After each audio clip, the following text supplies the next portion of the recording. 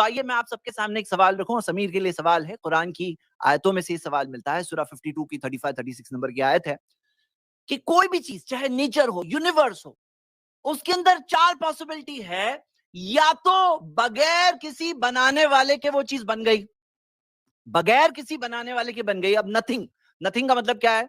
कोई पर्सन नहीं, कोई बीइंग नहीं, कोई कॉजल कंडीशन नहीं, कोई मैटर नहीं, कोई एनर्जी नहीं, कोई पोटेंशियल नहीं, या तो बगैर बनाने वाले के बन गई। और नथिंग का एक फॉर्मूला याद रखिए कि nothing plus nothing plus nothing into nothing is equal to nothing. तो नथिंग के बाद नथिंग ही मिलने वाला है। तो पहला ये जो पॉइंट है कि या तो किसी बनाने वाले के बगैर बन गया, अम खुलिकू मिन गैरि शैइन, क्या किसी बनाने वाले के बगैर वो लोग बन गए, अम हुमुल खालिकून, या उन्होंने अपने आप को बनाया है। सेकंड पॉसिबिलिटी, देखो 4 ही पॉसिबिलिटी। फर्स्ट पॉसिबिलिटी, या तो बगैर किसी क्रिएटर के बन गए। सेकंड पॉसिबिलिटी, या तो खुद अपने आप को बनाए, यूनिवर्स ने खुद बनाया, नेचर ने अपने आप को बनाया। अगर ऐसा है तो क्वेश्चन क्या उठता है कि अगर नेचर अपने आप को बना रहा है, यानी कि बनाने के लिए तो वजूद होना जरूरी है ना, बनाने के लिए वजूद होना जरूरी, यानी कि नेचर पहले से मौजूद था, और पहले से मौजूद था तो बनाने की क्या जरूरत है? और आप खुद देखो कि अगर पहले से था और मौजूद है, यानी कि इसमें कॉन्ट्रडिक्शन ये है कि था भी वजूद में और नहीं भी था। ये सवाल का जवाब समीर को देना होगा, सोचना होगा इस बारे में। तीसरी पॉसिबिलिटी क्या है, और इसके अंदर दूसरे में एक और बहुत इंटरेस्टिंग मिसाल है कि क्या कोई माँ अपने आप को जन्म दे सकती है? माँ अपने आप को जन्म दे सकती है? एक सवाल सोचने के लिए। तीसरी पॉसिबिलिटी है कि क्रिएटेड जो बीइंग है, चाहे नेचर हो, यूनिवर्स हो, वो कोई क्रिएटेड बीइंग ने उसको बनाया, क्रिएटेड ने बनाया। जैसे मिसाल के तौर पे बहुत लोग कहते हैं यूनिवर्स कहां से आया, बोले पहले कोई यूनिवर्स रहा होगा उसमें से आया। ओके, आप कह रहे हो यूनिवर्स 1 यूनिवर्स 2 से आया, तो सवाल ये होता है यूनिवर्स 2 कहां से आया? तो यूनिवर्स 3 से आया, 3 कहां से आया? 4 से आया, 4 कहां से आया? 5 से आया। ये तो इन्फिनेटली चलता रहेगा। एक मिसाल देता हूं कि एक सोल्जर है, उसको हम कहते हैं कि तुम पीछे वाले से पूछे बगैर गोली नहीं चला सकते। अब वो सोल्जर पीछे वाले से पूछता है, पीछे वाले को कहा गया तुम पीछे वाले से पूछे बगैर नहीं कह सकते गोली चलाने। हर पीछे वाला अपने से पीछे वाले से पूछेगा, तो आप बताओ कि गोली कभी चलेगी? नहीं चलेगी, कभी नहीं चलेगी। लेकिन यूनिवर्स तो बन चुका है, यूनिवर्स मौजूद है, बन चुका है। तो इससे क्या पता चलता है कि कोई क्रिएटेड बीइंग, अगर कहेंगे कि क्रिएटेड बीइंग ने बनाया, ये चीज के अंदर एक इन्फिनिट रिग्रेस, यानी एक ये फैलेसी है, ये एक इम्पॉसिबिलिटी है। और चौथी पॉसिबिलिटी ये है, और वो मेरा कहना है, और मैं समीर से रिक्वेस्ट करता हूं कि वो अगर इस टॉपिक को अंडरस्टैंड और एक्सेप्ट कर लेना, तो आगे का डिस्कशन हमारे लिए बहुत इजी हो जाएगा। वो ये कि यूनिवर्स को, नेचर को एक अनक्रिएटेड क्रिएटर ने बनाया। ये समीर के लिए सवाल क्या है? 4 ऑप्शन के अलावा 5वां ऑप्शन है तो बताओ, या अगर फर्स्ट 3 ऑप्शंस वो कहते हैं तो उसका प्रूफ दो, साबित करो। हाँ, और नहीं तो एक्सेप्ट कर लो अनक्रिएटेड क्रिएटर ने बनाया। एक और सवाल मैं समीर के लिए दे रहा हूं कि हम जब यूनिवर्स को देखते हैं तो यूनिवर्स में हर चीज का एक प्रोपोर्शन है, प्रोपोर्शन। जैसे कुछ कॉस्मिक कांस्टेंट्स है, कुछ कांस्टेंट्स है जो पूरे यूनिवर्स में है। जैसे आप अगर पूरे यूनिवर्स में कहीं भी जाओ तो ग्रेविटी का फॉर्मूला वही है पूरी हर जगह पर। और ये जो है ना, ये इतना एक्यूरेट है कि साइंटिस्ट हमें कहते हैं कि अगर थोड़ा सा भी ये कांस्टेंट्स अगर चेंज हो जाते तो यूनिवर्स बनता ही नहीं, बनता ही नहीं। इस चीज को बहुत डिटेल में एक्सप्लेन किया गया। यूनिवर्स में जिंदगी हो ही नहीं सकती थी, बहुत ही नैरो मार्जिन है, हम उसी जगह पे। यानी आप अगर देखो कि कॉस्मिक कांस्टेंट्स में बाज ने 209 कांस्टेंट्स की लिस्ट दी, उसमें से 49 शुरुआत से होना जरूरी है। मैं आपको एक मिसाल देके बताता हूं। जैसे मान लो, ये कई सारी इसमें वो है, मान लो कि बिरयानी का सब इंग्रेडिएंट्स आपके किचन में है, और हुआ ये कि जोरदार हवाएं चलने लगी। हवाएं चलने के बाद जब किचन में जाते हैं तो ओके ऐसा पता चलता है सब मसाले ऐसे उड़ करके इस तरह से आके मिक्स हो गए कि बिरयानी बन गई। अब सवाल ये होता है कि बिरयानी बनने के लिए तो भाई नमक जाना है तो सही प्रोपोर्शन में जाना है, शक्कर जाएगी तो प्रॉब्लम हो जाएगा। जो चीज जितनी जानी है उतनी जानी है, और उसका एक प्रोसेस होता है कुकिंग का। ये सब कैसे हो गया? अगर समीर का मानना है एक कि मिनट हवा बेटा के भाई। उड़ने से हो गया, हवा के उड़ने से हो गया, तो फिर तो ये इलॉजिकल बात है भाई, ये लॉजिक के खिलाफ बात है। उनको ये मानना होगा कुक ने बनाया है ना। तो यहां पर आप ये देखो, ये यूनिवर्स के इंग्रेडिएंट्स है परफेक्टली कैलिब्रेटेड, उतने प्रोपोर्शन में कैसे पहुंचे? तो मेरा सवाल है, इसे प्रोबेबिलिटी से साबित करें। इस बारे में वो बताएं कि प्रोबेबिलिटी से साबित करें, हाउ इज दिस पॉसिबल। एक और चीज, जो सेल है हमारी, जो सेल, उसके अंदर इतना बड़ा आर्किटेक्चर है कि जैसे एक पूरे शहर जैसा सिस्टम है। अगर मान लो एक सेल को अगर 20 किलोमीटर में ब्लो अप करके रखा जाए, तो आप देखोगे एक पूरा सेल, चाहे प्लांट सेल हो एनिमल सेल हो, उसके अंदर एक पूरा सिस्टम है पूरा। हाँ, मैं कह रहा हूं वो पहली सेल जो दुनिया में पहली सेल जो आई, वो कैसे, आप बताओ ये केमिकल से कैसे बनी? आप प्रोबेबिलिटी से साबित करो कैसे बनी। आप प्रोबेबिलिटी से साबित करो कि जान कैसे आ गई कोई चीज के अंदर, पहले तो बनी कैसे, जान कैसे आई, और जो हमारे अंदर इमोशंस और फीलिंग्स है वो कैसे आए। तो ये मेरे कुछ सवाल जैद है, भाई आपका टाइम खत्म हो गया। मैं चाहता हूं कि ये चीज के बारे में गौर करें और हम एक अच्छे कंक्लूजन पे पहुंच के आगे बढ़े। Thank you so much. Zaid साहब ने अपने 10 मिनट इस बात को प्रूव करने में जाया कर दिए कि क्रिएशन जो है वो बगैर क्रिएटर के नहीं हो सकती, और जब क्रिएशन है तो इसका कोई ना कोई क्रिएटर जरूर होगा, और मुझे इस बात को मानना चाहिए। जबकि जैद साहब ने अगर मेरी वीडियोस या मेरे कॉन्सेप्ट को अच्छे से समझा होता तो उनको पता होता मैं ऑलरेडी क्रिएटर के कॉन्सेप्ट में बिलीव करता हूँ। मैं ये नहीं मानता कि क्रिएशन विदाउट क्रिएटर बनी है। मैं मानता हूं कि एक क्रिएटर है, एक खालिक के कायनात है। बट द प्रॉब्लम इज, यहाँ पर हमारी डिबेट ये नहीं है कि क्रिएटर है कि नहीं है, हमारी डिबेट ये है कि वो क्रिएटर है कौन, जिसने ये क्रिएशन की है। कि हमारी जो आज की डिबेट है वो है concept of God in Islam, right और रॉन्ग। मैं ये मानता हूं कि एक क्रिएटर है, एक खालिक के कायनात है, लेकिन वो कैसा है उसको बयान नहीं किया जा सकता। महात्मा बुद्ध ने ये कहा था कि खालिक के कायनात एक क्रिएटर है, पर वो कैसा है इसको बताया नहीं जा सकता। तो मैं उस कॉन्सेप्ट में बिलीव करता हूँ, क्योंकि खलकियत जो है वो कभी भी अपने खालिक के बारे में नहीं बता सकती। एग्जाम्पल के तौर पे अगर एक इंसान ने एक कंप्यूटर को बनाया, एक कंप्यूटर की उसने क्रिएशन की, तो वो कंप्यूटर कभी भी अपने क्रिएटर के एट्रीब्यूट्स बयान नहीं कर सकता, उसकी सोच बयान नहीं कर सकता, उसकी ताकत बयान नहीं कर सकता, क्योंकि उसके पास वो ताकत ही नहीं है कि वो अपने क्रिएटर के बारे में बता सके। तो लिहाजा मैं यहाँ पर ये समझता हूँ कि मैं उसकी ताकत को या फिर उसके एट्रीब्यूट्स को नहीं बयान कर सकता, लेकिन इतना समझ सकते हैं, जैसे कि इन्होंने बात करते हुए कहा कि मैं नेचर को सुप्रीम मानता हूं, तो बिल्कुल। और मैं ये समझता हूं कि अगर उसकी बनाई हुई चीजें दुनिया को नफा पहुंचाती है, दूसरों के काम आती है, और उसकी बनाई हुई चीजों में एक इंसान भी है जिसके पास ये लॉजिक है, ये थिंकिंग है, और इंसानियत के ताल्लुक से उसके पास ये सोच है कि वो दूसरे का नुकसान न करे, वो दूसरे का बुरा ना करे, दूसरों को तकलीफ ना पहुंचाए, बल्कि उनको फायदा पहुंचाए, और उसकी बनाई हुई हर एक चीज दूसरों को फायदा पहुंचा रही है। जैसे कि सूरज का जिक्र किया मेरे मोहतरम दोस्त ने, सूरज लोगों को फायदा पहुंचा रहा है, उसकी वजह से हमारी फसलें होती है, उसकी वजह से मौसम बदलते हैं, उसकी वजह से हमारी जिंदगी जो है वजूद में है। पानी उसने बनाया है, पानी से हर एक इंसान अपनी जिंदगी को जो है एक तय व्यय पर चला रहा है। इसके अलावा उसने और जितनी भी क्रिएशन की है दुनिया के अंदर, वो सारी की सारी क्रिएशन जो है वो लोगों को फायदा पहुंचाने का काम कर रही है। तो जब ये चीजें लोगों को फायदा और नफा पहुंचाने का काम कर रही है और उनके हित में सोचती है, तो क्या एक क्रिएटर जिसने उनको बनाया है, क्या उसको अपनी क्रिएशन से बेहतर होना चाहिए या कमतर होना चाहिए? डेफिनेटली हमारा हमारी हमारी जो थॉट है, जो हमारा लॉजिकल सोच है, वो ये कहता है कि एक क्रिएटर को डेफिनेटली अपनी क्रिएशन से बेटर होना चाहिए। अगर हम ये समझते हैं कि किसी को गुलाम बनाना वो जो है इंसानियत के खिलाफ है, तो डेफिनेटली हमारा जो क्रिएटर है वो कभी भी किसी को गुलाम बनाने का कायल नहीं होगा। अगर हम ये सोचते हैं कि किसी को कत्ल करना वो इंसानियत के खिलाफ है, डेफिनेटली हमारा क्रिएटर जो है कत्ल करने वालों को सपोर्ट नहीं करेगा और ना कत्ल करने की तरकीब देगा। अगर हम ये सोचते हैं कि लोगों का रेप करना गलत है, उनको उनको जो है सेक्स स्लेव बनाना गलत है, तो डेफिनेटली कोई भी क्रिएटर जिसने पूरी क्रिएशन को बनाया है वो कभी भी किसी को सेक्स स्लेव बना करके उसका रेप करने को जायज नहीं ठहराएगा, ना वो उसको मार्केट में सेल करने को जायज ठहराएगा। अगर क्रिएटर की ये सारी सिफातें हमारे सामने बयान की जा रही हैं और उसकी ये सारी चीजें हमारे सामने रखी जा रही है, तो डेफिनेटली हमारी इंसानियत और हमारा जो लॉजिक है वो ये कहता है कि ये किसी खालिक के कायनात या सच्चे खुदा की तरफ से नहीं हो सकती। अभी मेरे मोहतरम दोस्त ने कहा कि बगैर क्रिएशन करने के लिए क्रिएटर का वजूद में होना जरूरी है।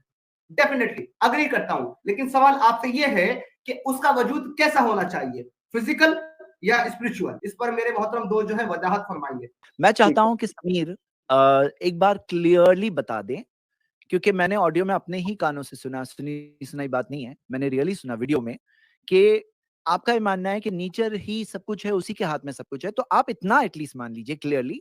और देखिए हम लोग एक फ्रेंडली डिस्कशन कर रहे हैं, नॉर्मली इस टाइप के डिबेट्स में क्या होता है ना, लोग अपनी बात मनवाने में ज्यादा इंटरेस्टेड होते हैं। मैं सिर्फ चाहता हूं जो क्लैरिटी रहे। क्या आप ये बताइए कि नेचर क्या खुद क्रिएट हुआ है या उसका कोई क्रिएटर है, नेचर का कोई बनाने वाला है जिसने नेचर को बनाया है? आप क्या मानते हैं, अगर एक बता दें। दूसरी चीज, अगर मिसाल के तौर पे कोई शख्स कहता है कि 2 और 2 4 गलत है, तो उसको बताना होगा कि क्या सही है, कि 2 और 2 5 सही है, 2 और 2 6 सही है, 2 और 2 7 सही है, उसको कुछ तो सामने रखना पड़ेगा, तो जाके बात साबित होती है कि हाँ 2 और 2 4 का ये बात गलत है, क्योंकि ये चीज सही है।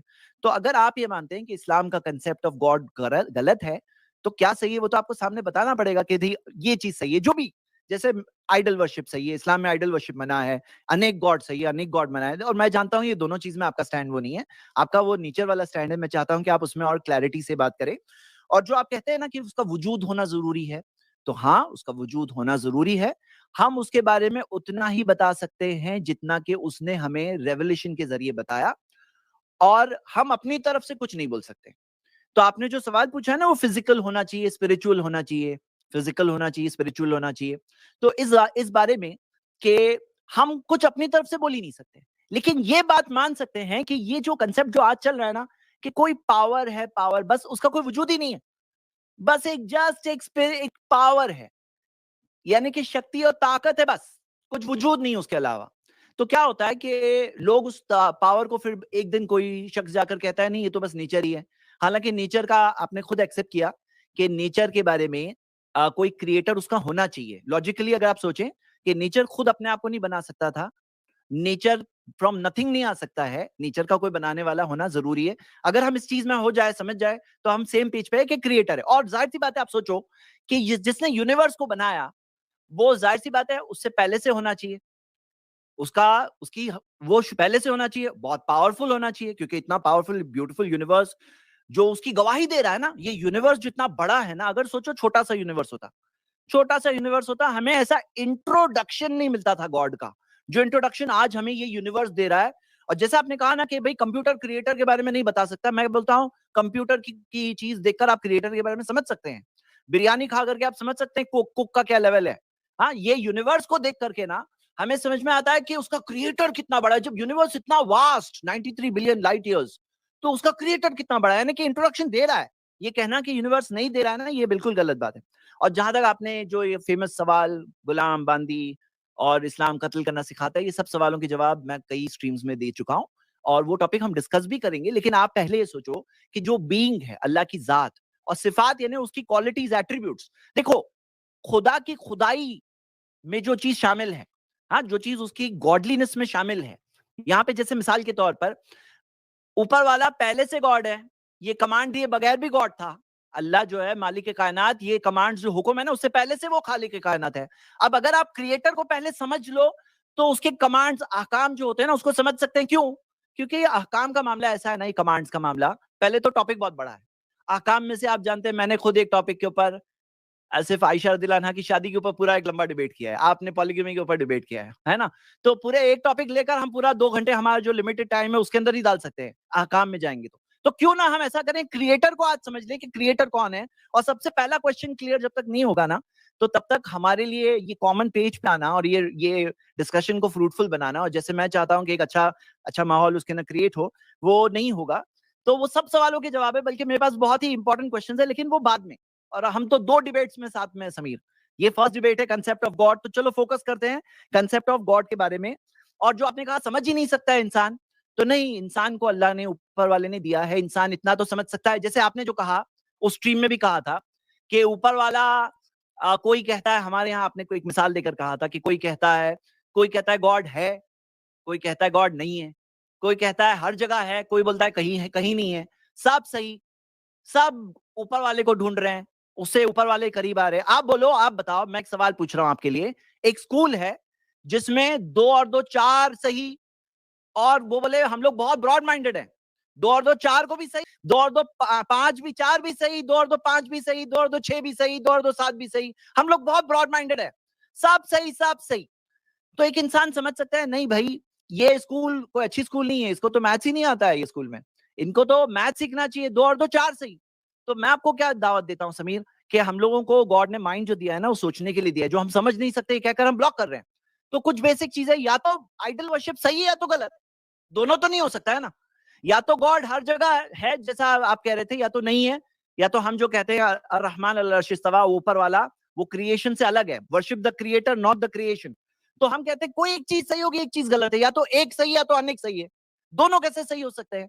तो ये कुछ चीजें मैं आपके सामने रख रहा हूं और हमारे व्यूअर्स के सामने भी रख रहा हूं। मैं रिक्वेस्ट करता हूं हम लोग इस चीज के बारे में सोचें। चलिए, थैंक यू सो मच। मेरे बात रखने के बाद जो काउंटर आर्ग्यूमेंट मेरे मोहतरम दोस्त की तरफ से आया है उसको सुनकर भी मुझे वाकई मायूसी हुई है, क्योंकि मैंने सिर्फ एक ही सवाल किया जज साहब से अपनी सारी बात रखते हुए, और वो ये था कि आप वजूद की बात कर रहे हैं, आप मुझे ये बता दें कि उसका वजूद फिजिकल फॉर्म में होना चाहिए या स्पिरिचुअल फॉर्म में। जैद साहब ने इसका जवाब नहीं दिया और ये कहा कि इसको बयान नहीं किया जा सकता है। चले खैर, मैं आपकी मजबूरी समझता हूं, लेकिन अगर इस अकीदे को लेकर के चलते हैं तो इस कंडीशन में तो सर आप और हम बराबर ही हो गए, क्योंकि जब आप भी उसको बयान नहीं कर सकते हो कि वो किस तरीके का है और हम भी नहीं कर सकते, फिर वी आर इक्वल। दूसरी बात, आप बार बार जो है उसी सवाल को रेज कर रहे हैं जिसका मैं ऑलरेडी जवाब दे चुका हूं कि क्रिएटर के बिना क्रिएशन कैसे बन सकती है, जबकि मैं एक्सेप्ट कर चुका हूं कि क्रिएटर है, लेकिन आप उस पर मुझसे वजाहत चाह रहे हैं, जबकि मैंने आपसे ये कहा था कि आप मुझसे काउंटर नहीं करेंगे, क्योंकि डिबेट इस्लामिक गॉड के ऊपर है और आपने मुझे ये साबित करना है कि जो इस्लामिक कॉन्सेप्ट है गॉड का वो बेहतर है और वही सच्चा है। तो यहाँ पर और चीजों के साथ तो तब कंपेयर किया जाएगा ना जब मैं उसको पेश कर रहा हूं। मैंने कोई पेश ही नहीं किया है, मैंने कहा है कि मैं कोई क्रिएटर में बिलीव करता हूं, बट वो क्रिएटर कैसा है मैं उसको बयान नहीं कर सकता, क्योंकि मैं नहीं समझता हूं बीइंग अ क्रिएशन कि मैं अपने क्रिएटर को बयान कर सकता हूं, क्योंकि जिसने इतनी एक विशाल एक लामहदूद कायनात का क्रिएशन किया है, डेफिनेटली वो एक छोटी सी अर्थ के ऊपर रहने वाले छोटे से शहर, छोटे से महल्ले और छोटे से घर में रहने वाले हम मुझ जैसे छोटे से नाचीज से अदना से इंसान से बयान किया जा सकता है, वो नहीं किया जा सकता।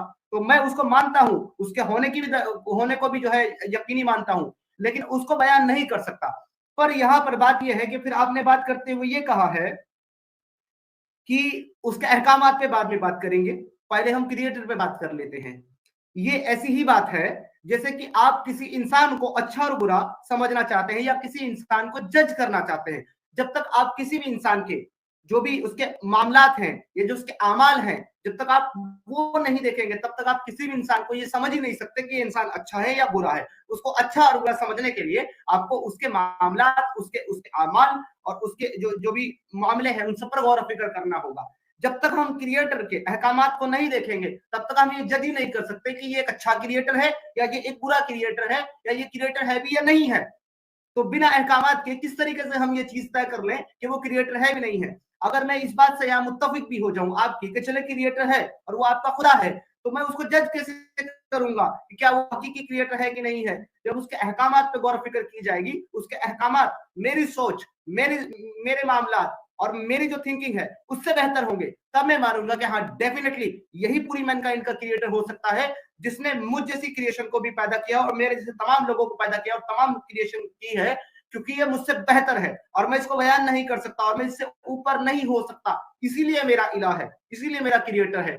मगर मेरे मोहतरम दोस्त बार बार ये कहते हुए नजर आ रहे हैं कि अहकाम को छोड़कर क्रिएटर पर बात करें। मैं समझना चाहता हूं वो कौन सा मेयर है जिसके ऊपर मेरे मोहतरम दोस्त जो है अपने क्रिएटर को साबित करेंगे।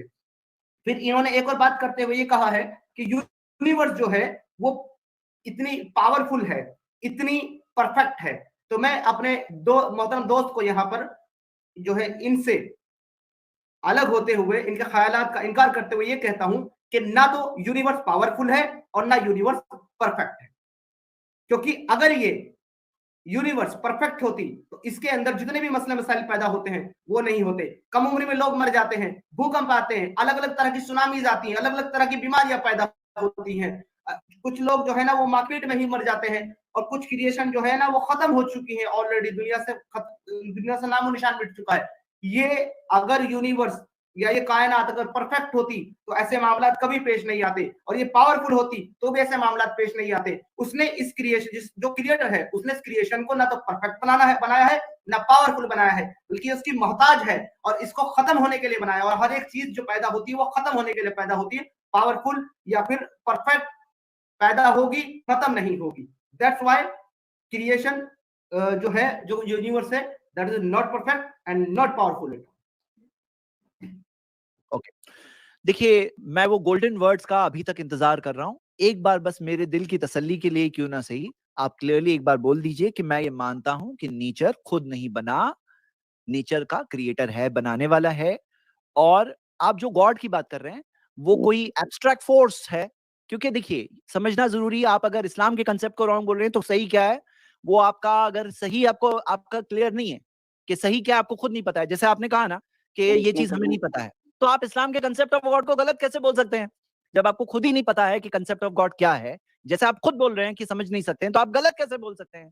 तो आप तो गलत बोल ही नहीं सकते हैं। तो इसके लिए आपके लिए क्लैरिटी होना जरूरी है। डोंट फील बैड प्लीज, लेकिन क्लियरली बोलना जरूरी है कि ये है कंसेप्ट ऑफ गॉड, और इस वजह से इस्लाम का कंसेप्ट ऑफ गॉड गलत है। आप क्लियरली डिफाइन कर लो, और नो प्रॉब्लम, बात कर रहे हैं हम लोग। हाँ, अच्छा, दूसरी बात ये कि अच्छाई बुराई का आपने कहा कि अच्छाई बुराई, यस, अच्छाई बुराई आप बताओ कौन तय करेगा? इंसान तय करेगा या क्रिएटर तय करेगा? क्योंकि यहां कैसा होता है, ये एक सब्जेक्टिव बात हो जाती है। सब्जेक्टिव, सब्जेक्टिव से मुराद ये कि मुझे ये ब्राउन कलर अच्छा लग रहा है, आपको व्हाइट कलर अच्छा लग रहा है, तो अभी ये सब्जेक्टिव बात है। ये सब्जेक्ट, यानी मैं जो सब्जेक्ट हूं, मुझे ये अच्छा लगा, आपको वो अच्छा लगा, ऑब्जेक्टिव बात नहीं है। तो ऑब्जेक्टिव मोरालिटी यानी कि ऊपर क्या है, वो चीज क्लियर होना बहुत जरूरी कि ऑब्जेक्टिव मोरालिटी क्या है। गुड एंड बैड जो है ना, तय करने वाला हमारा क्रिएटर है। और मैं हर सवाल का हम लोग लॉजिकली जवाब लेने को तैयार है डिस्कशन के तौर पर। कहीं पे इस्लाम में कोई एक जुल्म नहीं सिखाया गया है। इस्लाम में पूरा इंसाफ और भलाई, सारे इंसानों के लिए भलाई सिखाई गई, मैं साबित कर सकता हूं। लेकिन हम पहले गॉड को समझेंगे, फिर उसके बाद ये सब चीजों को समझेंगे। फ्लो अगर हमारा उस जाएगा, सीक्वेंस में जाएगा, starting with existence of God.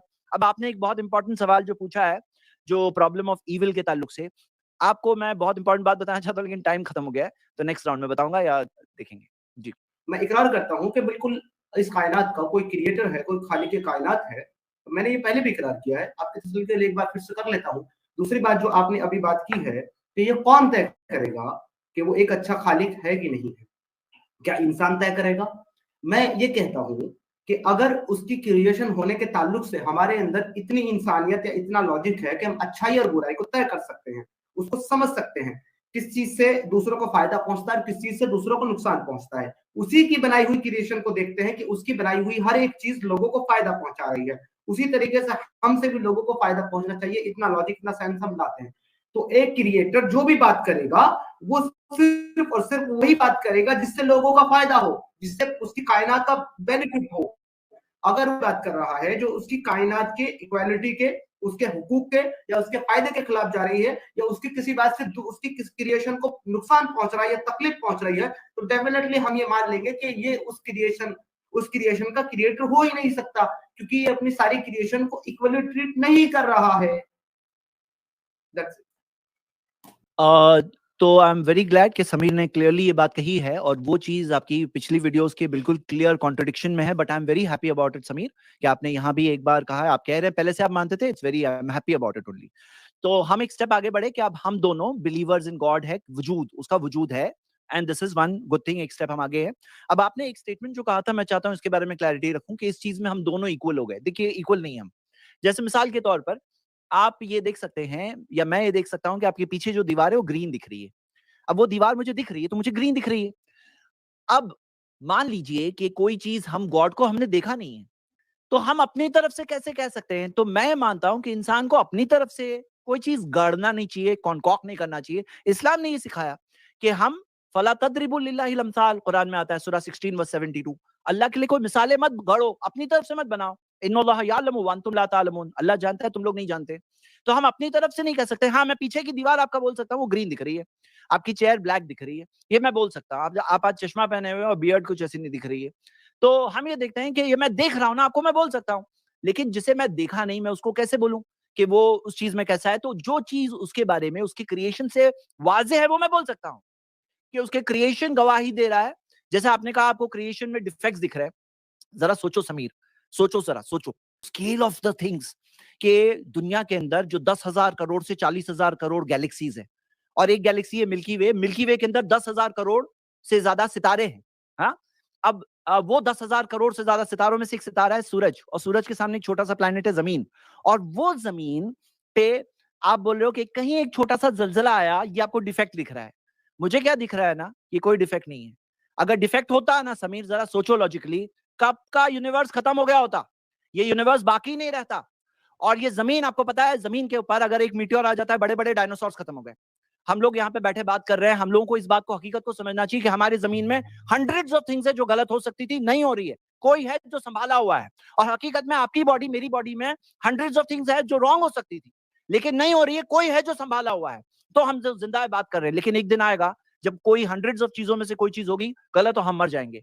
और एक दिन आएगा जब ये जमीन भी खत्म हो जाएगी, यूनिवर्स भी खत्म होगा, लेकिन समझना है कि जलजला वो नहीं है। Thank you so much. मैं फिर से वही बात करता हूँ कि क्रिएटर को अगर जानना है तो उसकी क्रिएशन को देख लो। तो हम ये देखेंगे कि आपका जो अकीदा है कॉन्सेप्ट ऑफ गॉड इन इस्लाम के बारे में, जो कुरान के अंदर जो क्रिएटर की जो मिसाल दी जाती है, क्या उसकी नॉलेज जो बयान की गई है, मैं आपसे ये जानना चाहता हूँ, क्या कुरान के अंदर ऐसी कोई वर्स, ऐसी कोई आयत है जो ये बताती हो कि हजारों सितारे या हजारों सूरज हैं? जबकि आमतौर पर जितना जिक्र हम सुनते हैं सूरज के बारे में, तो अल्लाह तबारक व तआला को सिर्फ एक ही सूरज और एक ही चांद के बारे में पता है, और वो भी उसके नॉलेज के एतबार से एक ही ऑर्बिट में एक दूसरे के पीछे भाग रहे हैं। इसलिए वो कहता है कि सूरज, चांद जो है सूरज को कभी नहीं पकड़ सकता, क्योंकि उसके उसके नजरिए से वो दोनों एक ही रास्ते पर चल रहे हैं। अगर ऐसा क्रिएटर है जिसने इस पूरी कायनात को बनाया है, जिसने उन हजारों लाखों सितारों अरबों अरबों चांद सूरज को बनाया है, तो डेफिनेटली उसको पता होना चाहिए कि मैंने कितने सूरज और कितने चांद और कितने सितारे बनाए हैं। लेकिन यहाँ कुरान का जो ये खुदा है, इसको तो पता ही नहीं है कि सूरज से ज्यादा भी, एक से ज्यादा भी सूरज है या एक से ज्यादा भी चांद है। वो तो सिर्फ और सिर्फ एक चांद और एक सूरज का बयान करता हुआ है, नजर आता है हमें। तो इसी चीज पर मैं आपसे कह रहा हूँ, अभी हमारी जो डिबेट है वो कॉन्सेप्ट गॉड इन इस्लाम में है। तो बाकी चीजों को साइड में रख करके आपको ये साबित करना चाहिए कि आप अपने कुरानी अल्लाह को, अपने कुरानी खुदा को, जो गॉड का आपका तस्वुर है, उसको आपने हकीकी खुदा, हकीकी गॉड साबित करना चाहिए। लेकिन हमारे मोहतरम दोस्त जो है इस बात से हट करके क्रिएटर की बहस पर अड़े हुए हैं, जबकि मैंने ये मान लिया है कि बेशक एक क्रिएटर है, लेकिन वो कौन है उसको पूरी तरीके से मैं नहीं समझ सकता, ना बयान कर सकता हूँ, क्योंकि वो बयान करने की चीज है ही नहीं। और अगर बयान करने की चीज होती तो मेरे मोहतरम दोस्त जरूर बताते कि वो फिजिकल फॉर्म में है या फिर वो स्पिरिचुअल रूहानी फॉर्म में है। जबकि मोहतरम दोस्त जो है इस चीज को भी बयान नहीं कर सकते, तो वो उसकी हो गया, एग्जिस्टेंस आपका को किस टाइम तरीके खत्म हो गया। समीर ने गॉड के एग्जिस्टेंस को तो माना है and I am happy about it, लेकिन जो गॉड को वो मानते हैं वो नाकिस है, डिफेक्ट है उसमें, और उसके यूनिवर्स में भी डिफेक्ट है समीर के मुताबिक, और उसके क्रिएशन में भी डिफेक्ट है, नाकिस है। हम मानते हैं कि वो कामिल है, परफेक्ट है। गॉड परफेक्ट है, इम्परफेक्ट है? हम मानते हैं परफेक्ट है। अल्लाहु समद, अल्लाह बेनियाज है, परफेक्ट है। आपने कहा कि कुरान में सिर्फ एक सूरज का क्यों जिक्र है? क्योंकि इंसान के पॉइंट ऑफ व्यू से, जो इंसान जमीन पे बसता है उसके लिए रेलेवेंस जमीन की है, सूरज की है, वो एक सूरज की है। और सितारों का जिक्र है, वो दूर वाले जो सूरज होते हैं ना उनको सितारे बोलते हैं, सितारों का जिक्र है कुरान में। और इसके बारे में और भी बहुत सारी, मैंने मोर देन 200 क्वेश्चन जो साइंस के खिलाफ के ताल्लुक से उठाए जाते हैं उसका जवाब दिया है, आप उसमें देख सकते हैं। मैं चाहता हूं समीर, अब नेक्स्ट स्टेप फॉरवर्ड ये होगा कि आप गॉड को परफेक्ट मानो, क्योंकि हमारे आगे के डिस्कशन के लिए बहुत इंपॉर्टेंट है। गॉड नाकिस नहीं है, वो परफेक्ट है, उसके क्रिएशन में परफेक्शन है, उसमें कोई कमी नहीं है। मैं अपना टाइम बाकी का छोड़ता हूं, मैं चाहता हूं आपसे जवाब मिले, और मेरे ख्याल से हम लोग डिस्कशन अच्छा हेल्दी इस तरह से होगा। जी हमारे मोहतरम दोस्त ने आगे चले बात बढ़ाई, इसके लिए मैं उनका शुक्रगुजार हूँ। और बात बढ़ाते हुए ये कहा है कि मैं ये मानता हूँ कि जो क्रिएटर है वो परफेक्ट नहीं है, जबकि ऐसा कभी भी नहीं कहा। मैंने कहा है क्रिएटर परफेक्ट है, लेकिन मैं ये जानना चाहता हूँ कि वो क्रिएटर कुरान का अल्लाह है। अगर वो कुरान का अल्लाह है तो उसको परफेक्ट होना चाहिए, क्योंकि क्रिएटर परफेक्ट है। अब इन्होंने बात करते हुए ये कहा है कि अल्लाह जो है वो बेनियाज है। तो मैं कहना चाहते हैं कि क्या अल्लाह वाकई हकीकत में बेनियाज है? तो चले देख लेते हैं। सूरह नंबर 47 सूरह मोहम्मद आयत नंबर 38 में जो अल्लाह बेनियाज है वो अपनी राह में खर्च करवाता है। इसके अलावा सूरह नंबर 37 सूरह सफात आयत नंबर 125 में वो कहता है कि अल्लाह को कर्ज दो। इसके अलावा अल्लाह जो बेनियाज है कुरान के अंदर, वो कहता है सूरह नंबर 3 आले इमरान आयत नंबर 181। यहूदी ने जब तंज किया कि ये अल्लाह कैसा अल्लाह है जो कर्ज मांगता है, तो इसके बाद भी अल्लाह ने सूरह नंबर 5 अल माइदा वर्स नंबर 12 के अंदर ये कहा कि अल्लाह को तुम कर्ज देते रहो। ये जो बेनियाज खुदा है, ये सूरह नंबर 57 अल हदीद वर्स नंबर 11 और 18 में कहता है कि अल्लाह को कर्ज दो और हद से ज्यादा उसको तुमको लौट आएगा। सूरह नंबर 64 अल तगवान वर्स नंबर 17 में कहता है अल्लाह को क्रेडिट दो। ये बेनियाज अल्लाह सूरह नंबर 73 अल मुदम्मल वर्स नंबर 20 ये फिर से क्रेडिट मांगता हुआ नजर आता है। और ये बेनियाज जो अल्लाह है वो लोगों से मदद भी मांगता है। सूरह नंबर 61 अस-साफ वर्स नंबर 40 ईमान वालों अल्लाह की मदद करने वाले हो। सूरह नंबर 47 सूरह मोहम्मद वर्स नंबर 7 अल्लाह की मदद करो, अल्लाह आपकी मदद करेगा। ये जो बेनियाज खुदा है ये अपना गवाह भी खुद है, अल्लाह इज ओन विटनेस। सूरह नंबर 3 आले इमरान वर्स नंबर 80 अल्लाह खुद की गवाही खुद देता है। सूरह नंबर 59 अल हसन वर्स नंबर 23 अल्लाह मुमीन है, वो इसकी गवाही भी खुद दे रहा है। समीर ने जो कहा था यूनिवर्स में डिफेक्ट है, जब यूनिवर्स में डिफेक्ट है यानी बनाने वाले का डिफेक्ट ही तो हुआ ना। जब आपने कहा यूनिवर्स में ऐब है, तो फिर तो बनाने वाले में ऐब हुआ है ना, ये सोचने वाली बात है। चलिए, आपने जो खर्च करने के बारे में, तो अब मैं चाहता हूं आपको क्लैरिफाई कर दो कि ऊपर वाले में, क्रिएटर में, जैसा आपने कहा परफेक्ट है, वेरी गुड, तो ये भी मान लीजिए उसमें ऐब नहीं है, और हर चीज में उसका प्लान है, ऐब नहीं है, वो प्लान है। अब जो आपने खर्च करने के ताल्लुक से सारी आयतें बताई, बहुत इजी आंसर है समीर। जिंदगी एग्जाम है। कुरान में बार बार ये दिया हुआ है, मिम्मा रज़क़नाहुम युनफिकून, जो हमने उन्हें रिस्क के तौर पे दिया है उसमें से खर्च करते हैं। जो रिस्क के तौर पे ऊपर वाले ने हमें दिया है उसमें से खर्च करते हैं। और जो खर्च करना है ये इसे खर्च क्यों कहा गया मालूम है? क्यों? क्योंकि ये जो खर्च कर रहे हैं ना ये हमें वापस मिलने वाला है, मल्टीप्लाई होकर लाइफ आफ्टर डेथ में। अगर लाइफ आफ्टर डेथ नहीं है तो बात सही है आपकी कि भाई खर्च कर रहे हैं क्या है ये, बात सही है आपकी। लेकिन यहाँ खर्च करना ऊपर वाले ने इंसान को अश्योरेंस दिया है, ये जो तुम खर्च कर रहे हो ना ये कर्ज है तुम्हारा, ये उसकी जेनरोसिटी है, उसकी जेनरोसिटी है कि जो तुम दे रहे हो तुम्हें उसका मल्टीप्लाई करके वापस देगा कर्ज के तौर पर। हाँ, कितनी ब्यूटीफुल बात है। और आपको ये ऐब लग रहा है कि उसने कहा है। और इन तंसुरुल्लाह से आप देख सकते हैं, देखिए कुरान समझने का एक उसूल याद रखिएगा, ये बात कई बार आने वाली है शायद इस डिबेट में, कि कुरान समझने के लिए अल्लाह ताला ने सिर्फ कुरान नहीं भेजा, एक पोस्टमैन जैसा आके लेटर देके आता है, ऐसे नहीं आया कुरान। कुरान के साथ में एक एक्सप्लेनर ऑफ द कुरान गया है। सूरा 16 वर्स 44 देखेंगे सूरह नहल, तो उसमें आता है कि जो एक्सप्लेन करते हैं लितुबय्यिना, ताकि आप वाजे कर दो, एक्सप्लेन कर दो। तो कुरान का एक्सप्लेनेशन मोहम्मद सल्लल्लाहु अलैहि वसल्लम ने दिया, उन्होंने सहाबा को समझाया, उनके स्टेटमेंट्स। तो इन तंसुरुल्लाह से मुराद अल्लाह के दीन की मदद है, जो सच और हक और सच्चाई की मदद है। तो सच्चाई की तो मदद करो, अल्लाह तुम्हारी मदद करेगा। अल्लाह को मदद की जरूरत नहीं है। अगर आप कुरान कोट कर रहे हो तो दोनों आयतें देखो, आपको समझ में आ जाएगा अल्लाह को कोई मदद की जरूरत नहीं है। जैसा कि हमारे मोहतरम दोस्त ने ये कहा है कि अल्लाह को मदद की जरूरत नहीं है और वो इस बात का भी इकरार करता है और दूसरी जगह मदद भी मांगता है, चाहे वो दीन के ताल्लुक से हो या वो खर्च करवाने के ताल्लुक से हो।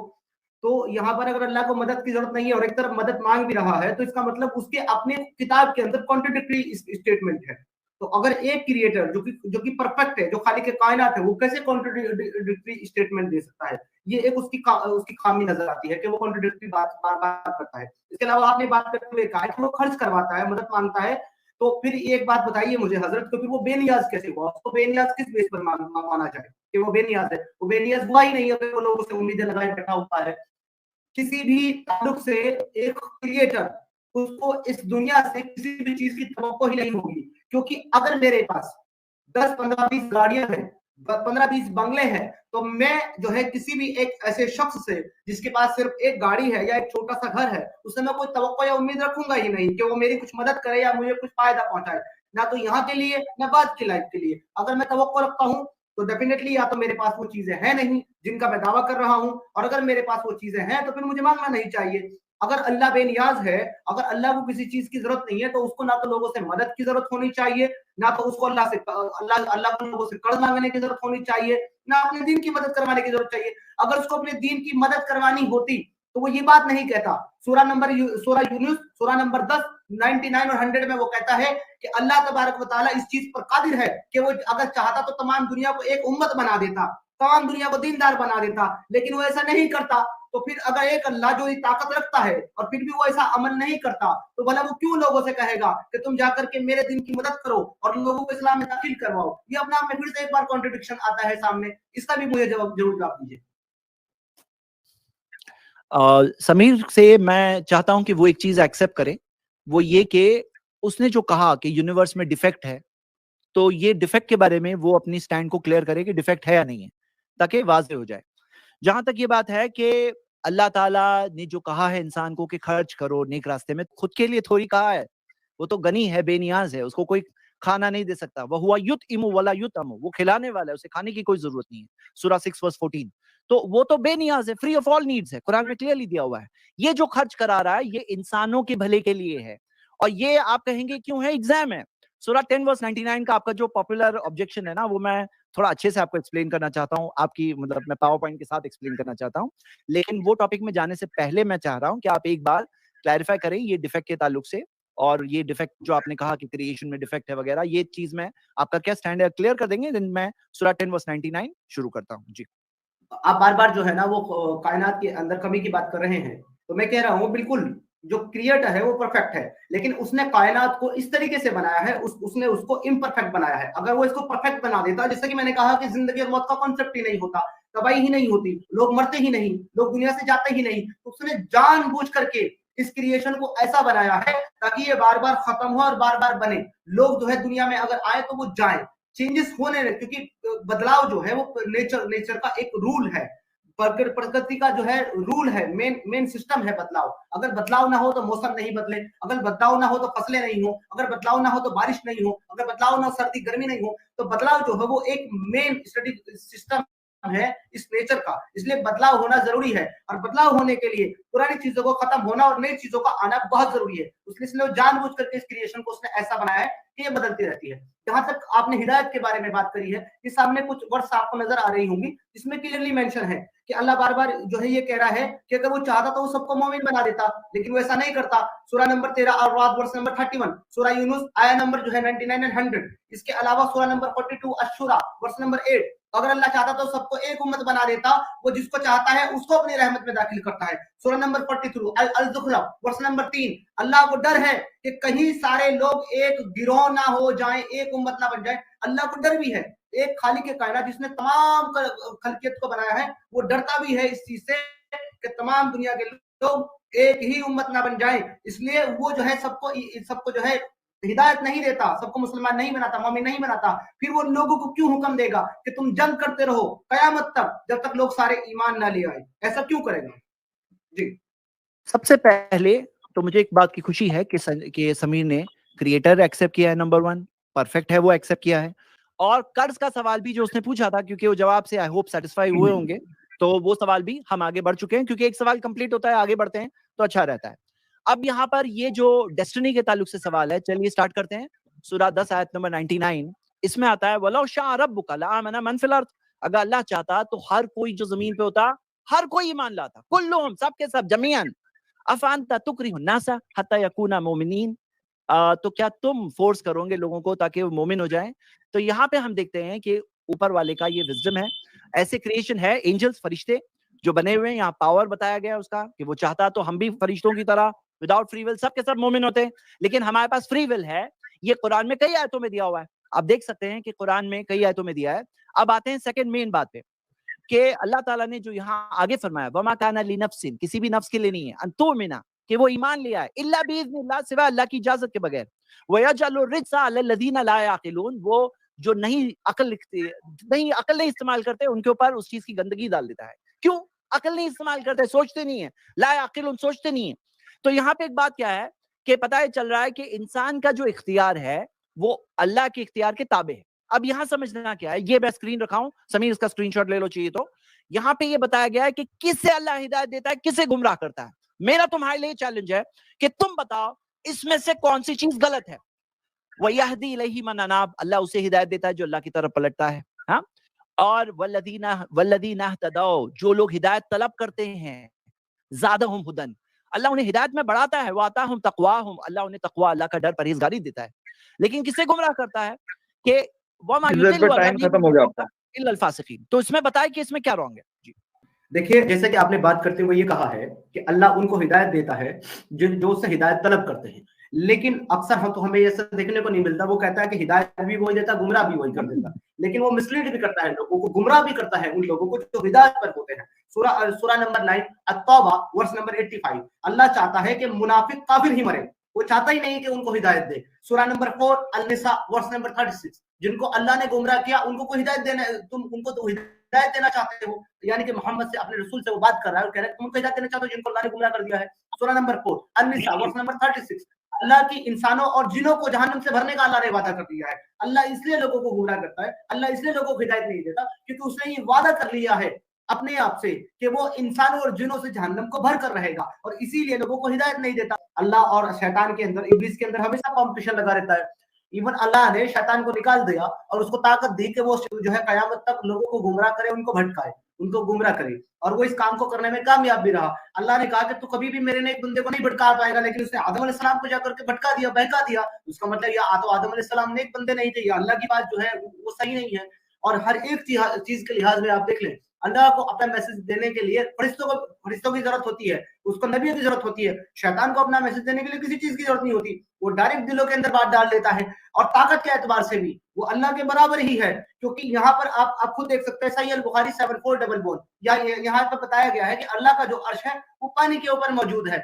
लेकिन आप देखेंगे, बड़े मजे की बात है कि शैतान का जो अर्श है वो भी पानी के ऊपर मौजूद है। और इसका भी रेफरेंस मैं आपको यहाँ दिखा देता हूँ, कुरान ऑफ इब्लिस सही मुस्लिम 7106 इब्लीस का तख्त जो है वो पानी के ऊपर मौजूद है। यहाँ पर साफ लिखा हुआ है साइड में, इस सूरह क्या आया नंबर 50 के अंदर इसकी तफसीर कुर्तुबी के अंदर भी ये चीज मौजूद है। किताब है कि तो तू है वो सही मुस्लिम में है। हजरत जाबिर रज़ियल्लाहु ताला से रिवायत है कि रसूलुल्लाह सल्लल्लाहु अलैहि वसल्लम ने फरमाया बेशक इब्लीस अपना तख्त पानी पर रखता है। इस एतबार से भी अल्लाह के बराबर ही हुआ। यहाँ कॉम्पिटिशन अगर बात कर रहे हैं तो कॉम्पिटिशन तो ये इस्लाम में भी जो है बाय डिफॉल्ट देखने को मिल रहा है हमें। शैतान जो है हर एक चीज में अल्लाह तबारक व तआला से जो है वो अफजल नजर आता है, पावरफुल नजर आता है और उससे बेहतर तरीके से अपना पैगाम लोगों तक पहुंचा देता है। जबकि अल्लाह मोहताज है फरिश्तों का, अल्लाह मोहताज है नबियों का अपना पैगाम वहां तक पहुंचाने के लिए। जी, मैं आपके सब सवाल का जवाब दूंगा, लेकिन पहले आप सिर्फ एक बात का जवाब दीजिए कि जो आपने कहा ना टू गॉड का कंसेप्ट रॉन्ग है, तो जो लोग मानते हैं टू गॉड्स या मेनी गॉड्स, क्या आप उन्हें गलत कहते हैं? आप जरा अपनी तरफ से ये बात को क्लैरिफाई करिए कि टू गॉड्स या मेनी गॉड्स का कंसेप्ट ये रॉन्ग है, आपका ये मानना है, तो हमारे लिए एक और क्लैरिटी हो जाए हमारे इस डिस्कशन में, फिर मैं आपके बाकी सवाल का जवाब देता हूँ। देखिए मैंने स्टार्ट से आपको बताया है कि खालिके कायनात का जो है वो सिर्फ तसव्वुर तक मैं कर सकता हूँ, उसको एक्सप्लेन नहीं कर सकता। और एक है, एक से जायद है, क्या उसके मामलात हैं, कैसा है, मैं इसको अच्छी तरीके से डिस्क्राइब नहीं कर सकता हूँ। तो मेरी यहाँ पर ये हुज्जत ही नहीं है। हुज्जत ये है कि कॉन्सेप्ट ऑफ गॉड जो इस्लाम दे रहा है वो सही या गलत, आपने उस पर बात करनी है। हजरत आपने बार बार उसको जो है डाइवर्ट करने की जो कोशिश कर रहे हैं, कहीं और ले जाने की कोशिश कर रहे हैं। मैं ना तो एक की बात कर रहा हूँ ना मैं अनेक की बात कर रहा हूँ। जो कॉन्सेप्ट आप मुझे देंगे और वो कॉन्सेप्ट अगर इंसानियत के मुवाफिक, लॉजिक के मुवाफिक, सारी चीजों के उसकी क्रिएशन के मुताबिक अगर वो जो लॉजिकल लगता है तो मैं इसको एक्सेप्ट कर लूंगा।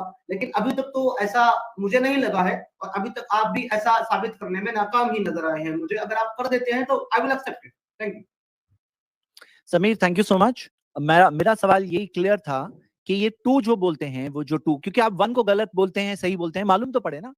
आप इस्लाम का जो कंसेप्ट ऑफ गॉड है, जैसे आपने एक चीज एक्सेप्ट की कि इस्लाम जो कंसेप्ट ऑफ गॉड में कहता है कि गॉड का वजूद है, वो सही है, आपने वो एक्सेप्ट किया था स्टार्टिंग में। अब एक और चीज मैं चाहता हूं और रिक्वेस्ट कर रहा हूं कि वन गॉड का कंसेप्ट बहुत क्लियर है। भाई गाड़ी में दो ड्राइवर नहीं हो सकते। अगर गाड़ी में दो ड्राइवर है, chaos कंफ्यूजन हो जाएगा। कुरान में आता है सूरह 21 वर्स 22, वलौ कान फीहिमा आलिहतुन इल्लल्लाह लफसददा, अगर आसमान और जमीन में एक मालिक अल्लाह के अलावा और माबूद होते तो फसाद हो जाता। कुरान में आता है कि अगर अल्लाह ने कोई बेटा नहीं जना, सूरह 23 वर्स 91, ना उसका कोई भागीदारी शरीक है। अगर ऐसा होता तो हर कोई अपनी बनाई हुई चीज लेकर अलग हो जाता, कोई किसी और को हराने की कोशिश करता। तो ये कंसेप्ट जो है वन गॉड का, जो इस्लाम में दिया गया है कि वो एक ही है, उसी के हाथ में है, ये सही है गलत है? अगर आप बोल देते, क्योंकि मान लो मिसाल के तौर पे कोई बोले 2 और 2 4 सही है, मुझे मालूम है, आप इस चीज में हम लोग कॉमन है, लेकिन 5 सही है गलत है मुझे मालूम ही नहीं है, तो उसको मैथ्स नहीं आता है, वो क्या बात करेगा कंसेप्ट ऑफ गॉड के टॉपिक पे? मतलब ये मैं आपको पुट डाउन नहीं कर रहा हूं, लेकिन एक जनरल बात बता रहा हूं कि कैसे बात कर सकते हैं। अगर आपको 2 + 2 5 गलत है, नहीं कंफर्म्ड है, 6 गलत है, नहीं कंफर्म्ड है, तो आपके लिए जरूरी है मेरे ब्रदर कि आप इस चीज को जरा क्लैरिटी से बताएं। क्योंकि मैं देख रहा हूं एक ट्रेंड आजकल ये भी स्टार्ट हुआ है, बहुत से ऐसे लोग आए हैं जो कहते हैं कि we believe in one God, लेकिन जब उनको कहा जाता है कि शिर्क, पार्टनर करना, वो गलत है क्या? नहीं, बोले वो गलत नहीं है, तो कैसे वन गॉड में बिलीव करते हैं? तो ये क्लैरिटी जरूरी है। मैं आपके बाकी के सवाल उसके बाद जवाब दूंगा। Thank you so much. जैसे कि आपने बात करते हुए अभी 1 और 2 गॉड के कॉन्सेप्ट पे बात की और आपने कहा है कि एक गाड़ी में दो ड्राइवर नहीं हो सकते। लेकिन हम देख सकते हैं अगर आपने कभी प्लेन की यात्रा की हो, एरोप्लेन में आपने सफर किया हो, तो आपको मालूम होगा कि एरोप्लेन में दो पायलट ही होते हैं ऑलवेज। और एक से ज्यादा ड्राइवर होने का मतलब ये नहीं है कि एक टाइम पे दोनों एक साथ चला रहे हैं, बारी बारी से भी वो लोग चलाते हैं। और जहां तक आप ये बात करते हैं, हालांकि मेरा ये अकीदा नहीं है कि एक से ज्यादा गॉड है, लेकिन मैं ये कहता हूं कि अगर एक से ज्यादा गॉड है भी तो इसमें मसला क्या हो सकता है? बिल्कुल नहीं हो सकता। एक कंपनी के एक से ज्यादा एम्प्लॉय होते हैं, उनके अपने अपने काम होते हैं। मैनेजिंग डायरेक्टर जो है वो अलग काम करता है, जो सीईओ वो अलग काम करता है, जो अकाउंटेंट है वो अलग काम करता है। उन सब के अपना अपना काम करने से वो कंपनी बंद नहीं हो जाती, वहां पे क्लैश नहीं होता, वहां पे टकराव नहीं होता, वो कंपनी फ्लॉलेस चलती रहती है और तरक्की भी करती है। अगर कंपनी के वर्कर अच्छा, कंपनी का प्रोडक्ट अच्छा, कंपनी सही वे में काम कर रही है तो तरक्की भी करती है। तो एक से ज्यादा गॉड अगर होते भी हैं तो इसमें प्रॉब्लम क्या है? अगर आप मुझे प्रॉब्लम बता दें तो मैं इस कॉन्सेप्ट को गलत मान लूंगा, हालांकि अभी तक मैं इसको सही भी नहीं मान रहा हूँ, क्योंकि मैं कह रहा हूं कि मैं बयान नहीं कर सकता। लेकिन आपने ये दलील दी है कि एक से ज्यादा नहीं हो सकते, तो मुझे ये बताएं कि क्यों नहीं हो सकते तो क्या प्रॉब्लम है? समीर ने जो कहा है ना कि भाई कंपनी में प्रेसिडेंट होता है और नीचे वाले एम्प्लॉइज होते हैं, हाँ होते हैं, क्यों? क्योंकि वो प्रेसिडेंट बेचारा अकेला इम्परफेक्ट है, कमी है उसके अंदर। ऊपर वाला परफेक्ट है, उसमें कोई कमी नहीं है। वो इंडिपेंडेंट है, अनिर्भर है, उसे कोई साथी, भागीदारी, शरीक, हेल्पर, असिस्टेंट, मैनेजर, पायलट, आपने कहा ड्राइवर के साथ असिस्टेंट, हाँ असिस्टेंट की जरूरत पड़ती है, असिस्टेंट पायलट की जरूरत पड़ती है, क्योंकि बेचारा इम्परफेक्ट है।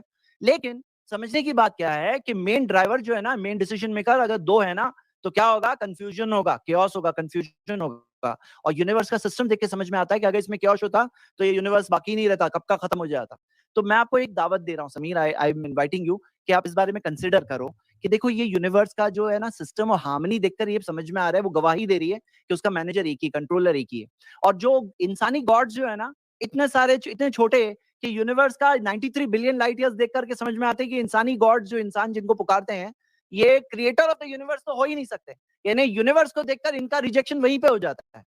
तो आपने कहा इसमें प्रॉब्लम क्या है? एक से ज्यादा होते तो बहुत बड़ा प्रॉब्लम है कि आप देखो कि इसके अंदर अगर होता तो आप देख सकते हो कि जो जो जगहों पे लोग मानते हैं तो गॉड्स में डिस्प्यूट्स, फाइट्स, हर कोई अपनी बनाई हुई चीज को लेकर अलग हो जाता है, ये बात हमें दिख रही है। और जब आप परफेक्ट कह रहे हो तो परफेक्ट के साथ इंडिपेंडेंट है, वो इंडिपेंडेंट है तो उसे कोई शरीक की जरूरत नहीं है। तो I am just sharing this with you. आपका क्या थॉट है इस बारे में?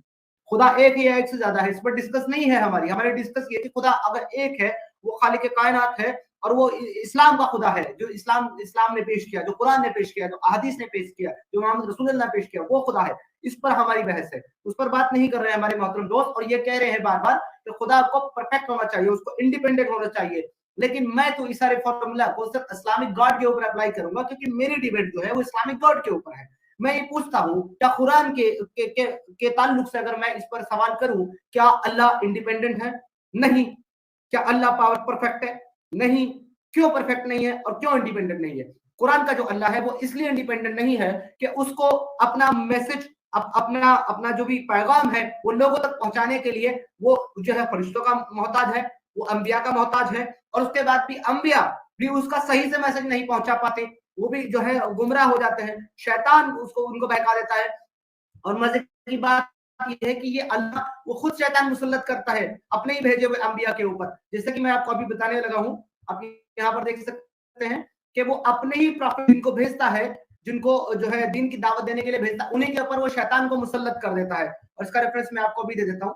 लेट मी ओपन, मैं निकाल करके अभी पेश करूंगा, तब तक अपनी बात को कंप्लीट कर लेता हूं। लेकिन मेरा मुतालबा यही है मेरे मोहतरम दोस्त से कि आप मुझे ये बताएं कि अगर वो कुरानी का अल्लाह परफेक्ट है तो आप उसकी तबलीग मुझे करें, उसे पेश करें, ना कि आप और चीजों पर जाकर के मुझसे डिस्कस करें। अगले टाइम में मैं आपको इसका रेफरेंस भी दूंगा कि वो अपने प्रॉफिट को गुमराह करने के लिए खुद शैतान को ऊपर मुसल्लत करता है। जी समीर का ये जो कहना है कि गॉड, इस्लामिक गॉड परफेक्ट नहीं है, तो उसके जवाब है क्लियरली, हर सवाल का जवाब है जो आप पूछ रहे हैं ना, हर सवाल का जवाब है। कुछ जवाब मैं ऑलरेडी दे चुका हूं, कुछ और दूंगा। लेकिन पहले आप तो ये मानिए कि गॉड परफेक्ट है, तो वो सेकंड जो पार्टनर है, क्योंकि हम एक एक टॉपिक स्किप करते जाएंगे ना, तो हम कहीं भी कोई भी चीज कंप्लीट नहीं होने वाली। हम ये टॉपिक कंप्लीट करते हैं, फिर इसके बाद जो पिछला इनकम्प्लीट रहा है वो कंप्लीट करते हैं। मैं आपसे चाहता हूं कि आप क्लियरली बात कंसिडर करो। जो आपने कहा कि अनेक गॉड, क्या गलत है इसमें? तो अनेक गॉड गलत है, क्यों गलत है? ये यूनिवर्स में जो हार्मनी है वो गवाही दे रही है कि मालिक एक है और वो परफेक्ट है, अनिर्भर है। समीर, मैं रिक्वेस्ट ये करूंगा कि जो अभी जो बात हो रही है इसको एक क्लैरिटी से आप बता दीजिए। मैं शॉर्ट में पास कर रहा हूं, आपके पास टाइम। मैं चाह रहा हूं आप ये चीज को क्लैरिफाई करो, ताकि गॉड एक है और गॉड अनेक है कंसेप्ट रॉन्ग माने। क्यों? हमारी कसौटी अगर बनी हुई नहीं है तो हम कसौटी पे परखेंगे क्या चीज को? कसौटी तो पहले बन जाए कि भाई हमारी कसौटी है कि वन गॉड को हम लोग मानते हैं, एक एक स्टेप मानते हुए आगे बढ़ेंगे। तो आपका क्या कहना है? अगर आप कहते हो कि अनेक गॉड का कंसेप्ट सही है तो प्रूफ दो, और अगर आपके पास प्रूफ नहीं है तो आप मेरा जो प्रूफ है मैं आपके सामने रख रहा हूं वो मान लो, और वन गॉड करेक्ट है, बाकी कंसेप्ट रॉन्ग है। हाँ, ये बात को कंसिडर करिए। जैसे कि मैंने पिछली बार आपसे कहा था कि मैं आपको इसका रेफरेंस भी दूंगा कि अल्लाह जो है वो ना खुद इंपोज करता है शैतान को अपने प्रॉफिट्स से, वो अपने प्रॉफिट्स को भेजता है तबलीग करने के लिए, लोगों को मैसेज देने के लिए, और फिर उन्हीं को गुमराह करने के लिए उनके ऊपर शैतान को इंपोज करता है। सूरा नंबर 6 अल अनाम वर्स नंबर 112, अल्लाह अपने नबियों को धोखा देने के लिए शैतान पैदा करता है, उनको शैतान को मुसल्लत करता है। एक ऐसा खुदा जो अपने प्रॉफिट को भेज रहा है दुनिया में लोगों को गाइड करने के लिए, फिर उन्हीं को मिसगाइड करने के लिए वो शैतान को उसके ऊपर मुसल्लत करता है। इतना कॉन्ट्रडिक्शन कैरेक्टर मैंने आज तक नहीं सुना किसी क्रिएटर के बारे में।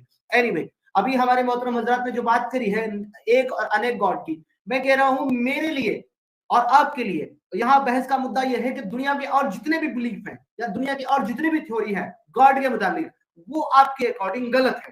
तो यहाँ पर आपको अपना वाला जो गॉड है उसको प्रूव करना चाहिए कि मेरे यहाँ कॉन्सेप्ट एक गॉड का है और वही बेटर है और वही असली खालिक के कायनात है, ना कि आपको मुझसे दूसरे के बिलीफ के बिहाफ पर क्वेश्चन करना चाहिए। मैं आपको बार बार कह रहा हूं, आप मुझे खुद साबित करेंगे कि जो गॉड का कॉन्सेप्ट है एक से ज्यादा वो गलत है और एक गॉड का कॉन्सेप्ट जो है वो सही है। ये रहा मेरा प्रूफ। और वो जो गॉड है वो सिर्फ और सिर्फ अल्लाह है, कुरान का खुदा, इस्लामिक गॉड है। ये आपके जिम्मे है। आप मुझसे मुतालबा क्यों कर रहे हैं? मैं तो ये कह रहा हूं कि मैं तो उसको एक्सप्लेन कर ही नहीं सकता, क्योंकि मैं अपने आप को इस लायक समझता ही नहीं हूं कि मैं उसके बारे में आपको बता सकूं, कि मेरे क्रिएटर के बारे में मैं आपको बता दूं। तो मैंने तो पहले इस चीज के बारे में आपको क्लियर कर दिया। अब आपकी जिम्मे है कि आप मुझे प्रूव करें कि इस्लामिक खुदा जो है, अल्लाह जो है, वही अकेला खालिके कायनात है। जी समीर, सिंपल सा सवाल है। ये इस्लाम के concept of God, one God के कंसेप्ट को अगर आप गलत बोलते हो, हाँ, अगर आप कहते हो गलत है, तो फिर आप बताओ क्या प्रूफ है। और अगर आप मानते हो सही है, तो इस्लाम का कंसेप्ट ये है, ला इलाहा इल्लल्लाह, नहीं है कोई माबूद बहक सिवा अल्लाह के। इस्लाम का कंसेप्ट ऑफ गॉड ये है कि ये कहना कि दो गॉड है, अनेक गॉड है, ये गलत है। तो ये गलत कहना गलत है। आप अगर ये कह रहे हैं, जैसे थोड़ी देर पहले कह रहे थे कि इसमें गलत क्या है, तो ये टॉपिक सबसे इंपॉर्टेंट टॉपिक है। ये वन गॉड का टॉपिक अगर क्लियर नहीं है, तो आगे के टॉपिक्स और कुछ फायदा नहीं है। ये टॉपिक सबसे पहले सबसे इंपॉर्टेंट है। कुरान के ने दिया है, अरबाबु मुतफर्रिकुना खैरुन अमिल्लाहु वाहिदुल कहार। क्या बहुत सारे गॉड्स आपस में इख्तिलाफ रखने वाले ये बेटर है, या एक अल्लाह जबरदस्त ताकत वाला? तो आप बोलो ना क्या बेटर है, कौन सा कंसेप्ट आपको बेटर लग रहा है? और अगर कोई चीज है तो आप ये मत सोचो ना ये लोग वो लोग क्या है भाई? लोग दुनिया के, हमारे ये दुनिया में रह जाएंगे, हम जाएंगे हमारे मालिक के पास वापस। तो मैं आपसे क्या इंकरेज करूंगा कि इस्लाम ने जो कंसेप्ट दिया है ना, कि एक मालिक है, उसी की इबादत होनी चाहिए, उसके अलावा औरों की इबादत करना रॉन्ग है। ये जो इस्लाम कहता है रॉन्ग है, ये कंसेप्ट रॉन्ग है। अगर तो आप बताओ क्या है। और प्लीज मैं आपसे रिक्वेस्ट ये करता हूं, एक टॉपिक फिनिश करेंगे फिर अगला टॉपिक लो ना। मैं आपके सब टॉपिक्स के लिए तैयार हूं, लेकिन एक टॉपिक फिनिश नहीं हुआ, अब आप ये अधूरी बात है, फिर नेक्स्ट ले रहे हो, फिर वो ले रहे हो, वो ले रहे हो। तो दिस इज नॉट, यानी कि एक ऐसी चीज जो एक हेल्दी डिस्कशन में डाइवर्ट होता है ना फोकस। आप एक एक करके लेंगे जैसा आपने कहा था। जी प्लीज रिक्वेस्ट कर रहा हूँ, थैंक यू सो मच। आपने अभी बात करते हुए ये कहा है कि जो एक से ज्यादा गॉड हैं उनमें आपस में इख्तिलाफात है, आपस में तकरार है। मैं आपसे ये कहना चाहता हूं कि जब आपकी रसाई खुदा तक है ही नहीं, जब आपकी रसाई गॉड तक है ही नहीं, आपको ये किस तरीके से पता चला कि अगर एक से ज्यादा जितने भी गॉड हैं उनमें इख्तिलाफात है? क्या उनके इख्तिलाफात उन्होंने आपको आकर के बयान किए हैं? क्या आपको कोई उन्होंने वही भेजी है जिससे आपको मालूम हो गया कि एक से ज्यादा जायद जो गॉड है उनमें आपस में इख्तिलाफात है? जबकि आपकी या किसी भी इंसान की रसाई उस खुदा तक, उस गॉड तक कॉन्सेप्ट ऑफ इस्लाम के अकॉर्डिंग है ही नहीं। तो आप ये कैसे जान सकते हैं कि उनमें आपस में इख्तिलाफात है या आपस में उनमें जो है झगड़ा है? हालांकि मैं ये कह रहा हूं कि मेरे लिए दुनिया के जितने भी कॉन्सेप्ट ऑफ गॉड है वो मेरे लिए अभी ना तो मुद्दा है ना हुज्जत है। मेरे लिए ये जानना जरूरी है जो कॉन्सेप्ट ऑफ गॉड इस्लाम देता है वो बेहतरीन है, बेहतर है। आप उस पर बात करते हुए मुझे बचते हुए नजर आ रहे हैं शुरू से। एक तो आपने इसका मुझे जरूर जवाब देना है, जो आप बार बार कह रहे हैं कि एक से ज्यादा अगर खुदा होंगे, गॉड होंगे, उनमें आपस में तकरार है, मुख्तलिफ मुख्तलिफ उनके जो है थॉट होंगे। इसका आपने मुझे बताना कि आपको किस तरीके से पता चलेगा कि उनके मुख्तलिफ थॉट है, उनमें आपस में इख्तिलाफात है। इसका जवाब दें। समीर देखिए, सबसे बुनियादी कंसेप्ट ऑफ गॉड पे जो बात है ना, ला इलाहा इल्लल्लाह, अगर आप कहते हैं कि इस्लाम की बात कर रहे हैं हम लोग, इस्लाम ये कह रहा है कि सबसे बड़ा जो गुनाह शिर्क है। इस्लाम ये कह रहा है कि वन गॉड के अलावा जो लोग कहते हैं कि एक के अलावा अनेक है, तो वो गलत है। इस्लाम में क्लैरिटी है। मतलब ऐसा नहीं कि 2+2 4 भी सही, 5 भी सही, 6 भी सही, ऐसा नहीं है। क्लैरिटी है, ये सही ये गलत, और ये सिंसियरिटी है। कोई भी इंसान हक को पहचानना है ना, तो इस्लाम में उसको क्लियर मिलेगा ये हक है ये गलत है। तो मैं आपसे क्या रिक्वेस्ट कर रहा हूं कि इसमें आप बताइए कि अगर ये कंसेप्ट गलत है, और मुझे क्या फीलिंग है ना समीर, मेरी फीलिंग ऑफ द हार्ट ये है कि आप ये मानते हो कि वन गॉड सही है। मेरा फीलिंग ऑफ द हार्ट ये है कि आप ये मानते हो वन गॉड सही है, लेकिन आप मल्टीपल गॉड्स को गलत बोलने में थोड़ा वो रहे हो, यानी आप हेजिटेट कर रहे हो। तो मैं आपसे कह रहा हूं, देखो, जो सही है, जो गलत है गलत है। तो आप क्यों ना गलत को गलत बोलो ना। अगर आप 2 कह रहे हो, 2+2 4 सही है, तो 5 को गलत बोलो ना।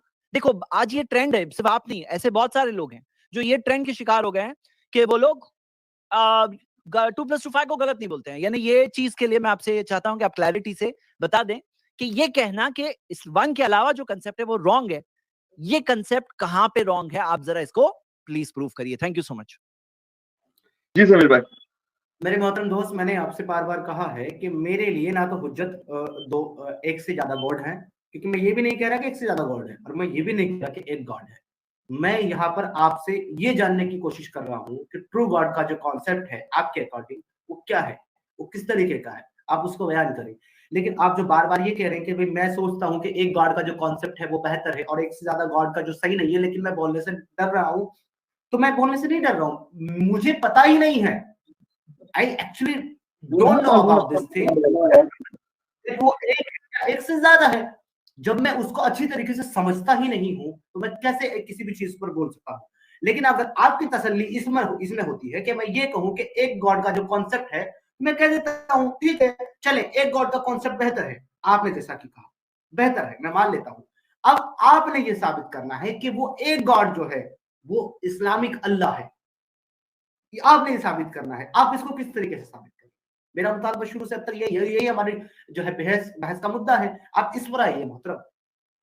जी नहीं, मैं पूरी तरह से तैयार हूं समीर कि एक गॉड अल्लाह है, मैं इसको बताने के लिए पूरा तैयार हूं। लेकिन मैं आपसे क्या चाहता हूं कि पहले एक एक चीज क्लियर हो जाए। तो अभी मुझे लास्ट सेंटेंस जो आपने कहा ना, जो थोड़ा से कंडीशनल तौर पे कहा, आप इसको अनकंडीशनल कहिए कि वन गॉड का कंसेप्ट करेक्ट है और मल्टीपल गॉड का कंसेप्ट रॉन्ग है। अगर आप ये क्लियर, क्योंकि आप बोलो कि मेरी बात हो रही है ना, एक ऐसे मैथ्स का डिस्कशन हो रहा है कि भाई 2 + 2 4 सही है, 5 सही है। अब सामने एक पर्सन आया है जो कह रहा है कंसेप्ट ऑफ गॉड इन इस्लाम सही या गलत। वो कहता है मुझे मालूम ही नहीं क्या सही है क्या गलत है। वो जब आके कह रहा है कि मुझे मालूम ही नहीं है क्या सही है गलत है, तो वो इस्लाम को गलत किस बुनियाद पे बोल सकता है? मतलब आपको ये बात तो सोचनी चाहिए ना Sameer. You have to take a stand. आप स्टैंड ले लो, ये मेरे ब्रदर, आप स्टैंड ले लो।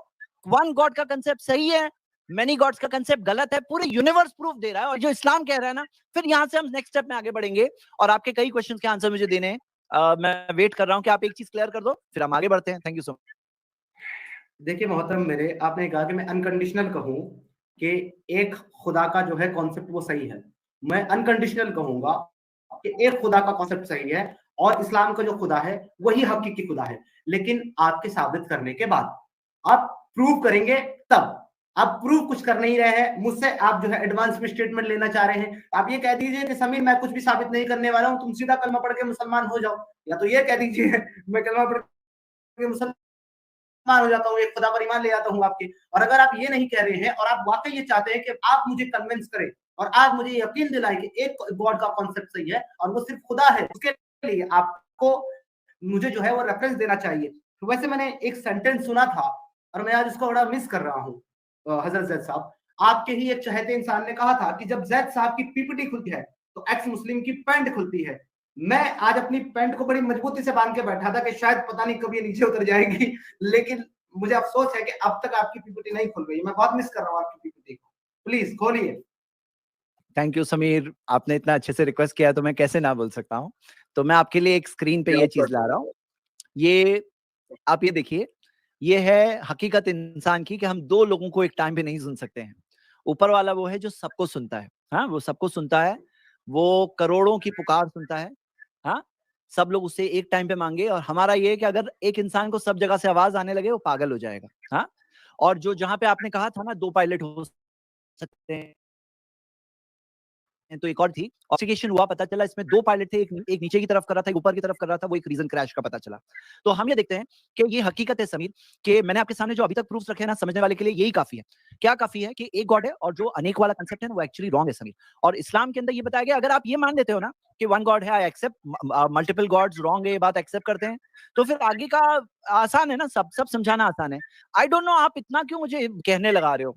मतलब मुझे बार बार कहना एम्बैरेसिंग, बुरा लग रहा है कि मैं आपसे एक ही बात बार बार बोल रहा हूँ। I am feeling bad. मैं क्या बोल रहा हूँ, चलो अब इस राउंड में प्लीज डिसअपॉइंट मत करना, डायरेक्ट बोलो कि वन गॉड सही है, मल्टीपल गॉड्स गलत है। आप क्या है ना, सबको खुश रखना चाह रहे हो, ये भी खुश वो भी खुश। हाँ, ऐसे नहीं है ब्रदर, मेरे भाई, प्लीज अपफ्रंट एक स्टैंड लो ना। या तो बोलो मुझे कि हाँ वन गॉड रॉन्ग है, 2 सही है, बोलो, कुछ स्टैंड लो। मैं नहीं सही है, आप ये बोलो ये भी सही ये भी सही, सब कुछ भी गलत नहीं है आपके लिए, मुझे ये फीलिंग आ रही है। तो आप जरा एक स्टैंड ले लो प्लीज, तो हम लोग आगे बढ़ते हैं। Thank you so much. यहाँ पर आपने ये दिखा करके ये कोशिश की है कि जैसे एक इंसान एक साथ 2 लोगों से एक टाइम पे बात नहीं कर सकता फोन पर, उसी तरीके से दो खुदा जो है वो नहीं हो सकते। लेकिन मैं कहता हूं कि ये it was very much illogical from a logical person. मैं आपको बहुत लॉजिकल पर्सन मानता हूं, लेकिन इट वाज टोटली इलॉजिकल। और वो इसलिए था मोहतरम, आप क्योंकि आप मुझे इस सवाल का जब जवाब देंगे आपको समझ में आ जाएगा, क्या एक इंसान जिसने कंप्यूटर को इजाद किया है, क्या वो एक साथ 10, 20 और 50 कंप्यूटर्स को कंट्रोल कर सकता है या नहीं कर सकता? यस और no please.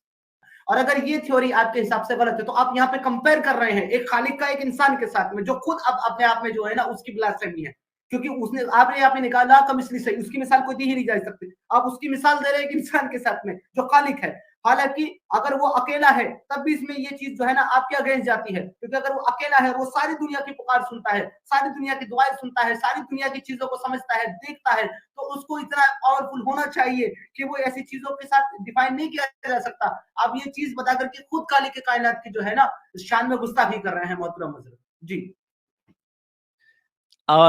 Thank you so much Sameer. Normally मैं क्या करता हूँ ना, मेरे पावर पॉइंट्स में मैं मेरा टेक्स्ट नहीं लिखता हूँ, मैं सिर्फ एक फोटो लगाता हूँ और टेक्स्ट बोलता हूँ। इस बार क्या हुआ पता नहीं कैसे, ये मैंने पूरा टेक्स्ट लिखा है और आपने वही टेक्स्ट को कुछ समझने में मिस्टेक हुई, तो मैं रिपीट कर रहा हूँ कि यहाँ पे लिखा है we can't even listen to two people at the same time. He hears, क्या दिया है, मैं जरा नीचे का हाइट का, हाँ, द कॉल ऑफ क्रोर्स। हाँ, तो यहाँ पे उसकी मिसाल नहीं है, उसके ऑपोजिट दिया गया है, इंसान और उसके बीच में डिस्टिंग्विश किया गया है कि इंसान तो दो को नहीं सुन सकता, वो करोड़ों को सुनता है। यानी कि उसकी मिसाल नहीं दी गई है, उसके ऑपोजिट बताया गया कि कितना परफेक्ट है, वो सबको सुनता है। और इंसान की कमी बताई गई है कि इंसान तो पागल हो जाएगा अगर आवाजें सुनाई देगी। यहाँ पे मैं टू गॉड्स की भी बात नहीं कर रहा हूँ जो आपने स्टार्टिंग में कहा, लेकिन मेरे सवाल का जवाब नहीं मिला जो मैं रिक्वेस्ट कर रहा था कि चलो भाई आगे के डिस्कशन वेट कर रहा है, जरा क्लियरली आप एक स्टैंड ले लो मेरे भाई कि ये जो मल्टीपल गॉड्स का कंसेप्ट है ये रॉन्ग है। अगर आप ये स्टैंड ले लेते हो फिर आगे आपके सब क्वेश्चंस का आंसर मुझे देना है, क्योंकि मेरा बहुत आसान हो जाएगा। ये फाउंडेशन पे मुझे सिर्फ बिल्ड करना है ना, एक बार फाउंडेशन इन प्लेस आ जाए। फाउंडेशन नहीं, आप बोलते ऊपर टाइल अच्छे लगा देना, अब टाइल में अच्छे कैसे लगाऊं जब नीचे की फाउंडेशन बेस ही नहीं है। बेस है ये दुनिया के अंदर हर इंसान के लिए सबसे इंपॉर्टेंट टॉपिक लाइफ टाइम में यही है कि वो एक बार कम से कम सोचे, क्योंकि जिंदगी में उसका जीवन का मकसद यही है कि उसे एक मालिक को पहचानना चाहिए। तो मैं आपसे चाहता हूं कि एक मालिक का स्टैंड लो आप मेरे ब्रदर, और जो गलत है उसको गलत बोलो। क्यों? क्योंकि यही तो रियल है ना। अगर आप कहोगे कि मुझे ये भी सही ये भी सही, तो ये स्टैंड नहीं हुआ। आप स्टैंड लो प्लीज। हाँ, थैंक यू सो मच। मैं चाहता हूं मैं और एक बार अपनी बात को रिपीट ना करूं। आप मुझसे इतनी बार रिक्वेस्ट कर रहे हैं कि मैं एक गॉड का, एक क्रिएटर का स्टैंड लूं। अरे मोहतरम, आपके बिना कुछ प्रूफ किए मैं क्यों लूं? आप मुझे ये कह रहे हैं कि मेरी जो इमरती है या मेरी जो जलेबी है वो सबसे बेहतरीन है, बाकी सबकी मुझसे मुझसे कमतर है, मेरी बेहतरीन है, तो मैं बिना खाए उसको मैं कैसे डिसाइड करूं कि आप जो कह रहे हैं वो सही है? आपकी जलेबी बेहतरीन है, आपकी इमरती बेहतरीन है, तो मिठाई अच्छी नहीं है।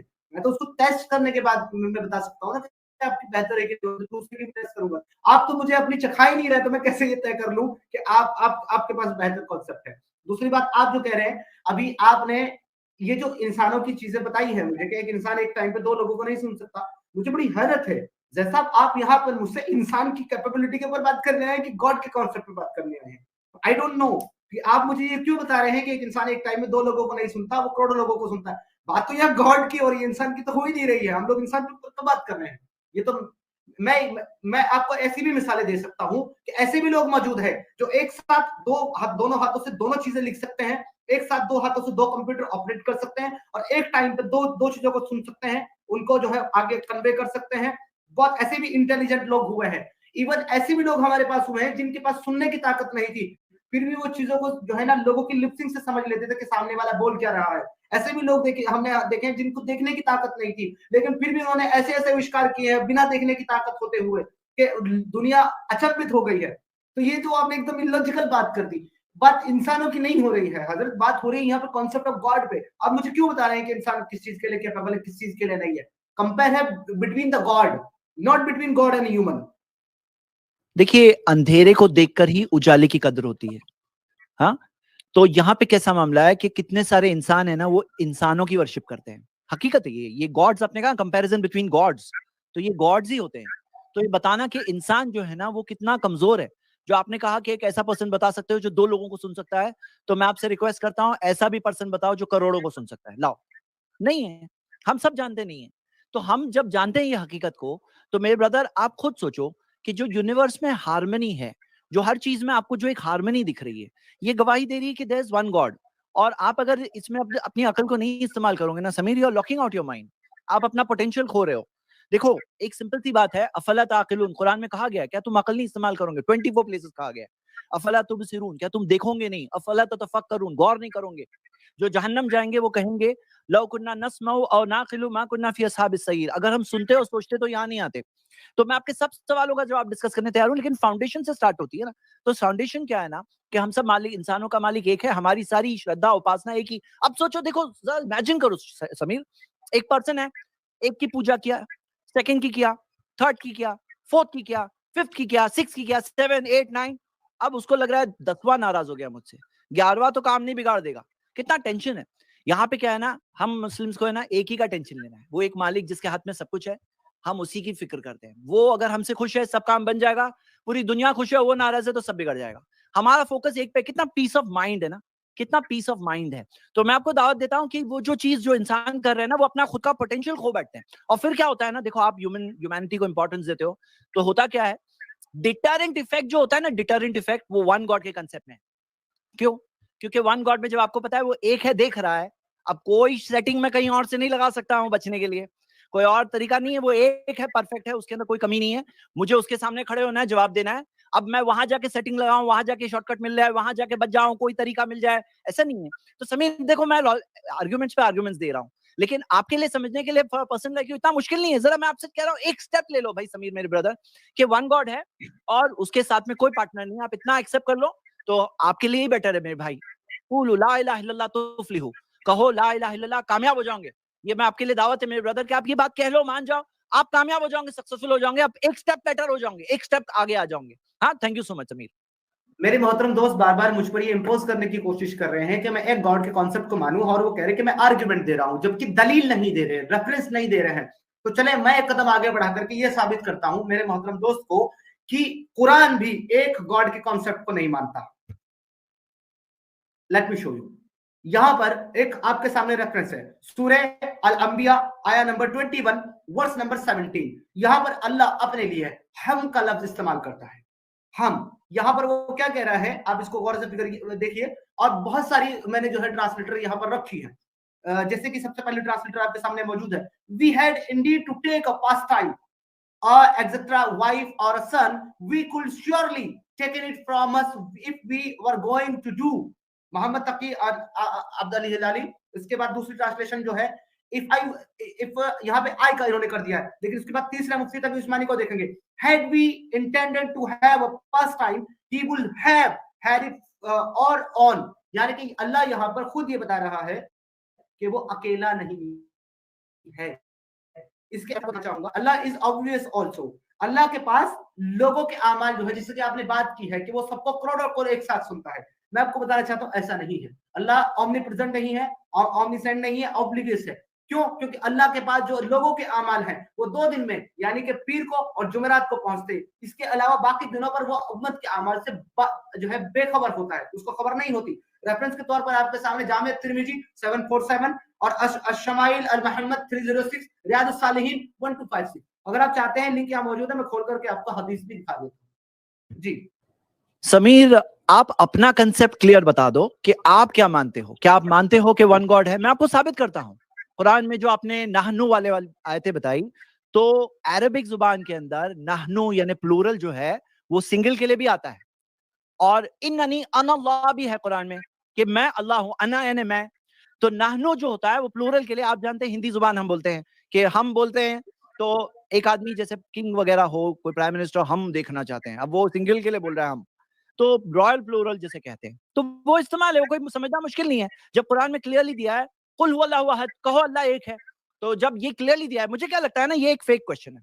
मतलब एक होता है ना कभी कभार कोई जेन्युइन सवाल लगता है जो रियली इस्लाम में है, तो हम लोग उसका जवाब दे, अच्छा लगता है, बट जो सवाल इस्लाम में है ही नहीं, आप ये हम का ये आपकी देखो, ग्रामर के बारे में भी है ना एक रूल है कि भाई कोई लैंग्वेज के कमेंट कर रहे हो तो उसका ग्रामर समझो, कोई एक्सपर्ट से पूछो कम से कम। इस तरह की इग्नोरेंस ये नहीं, मतलब शोभा नहीं देती है।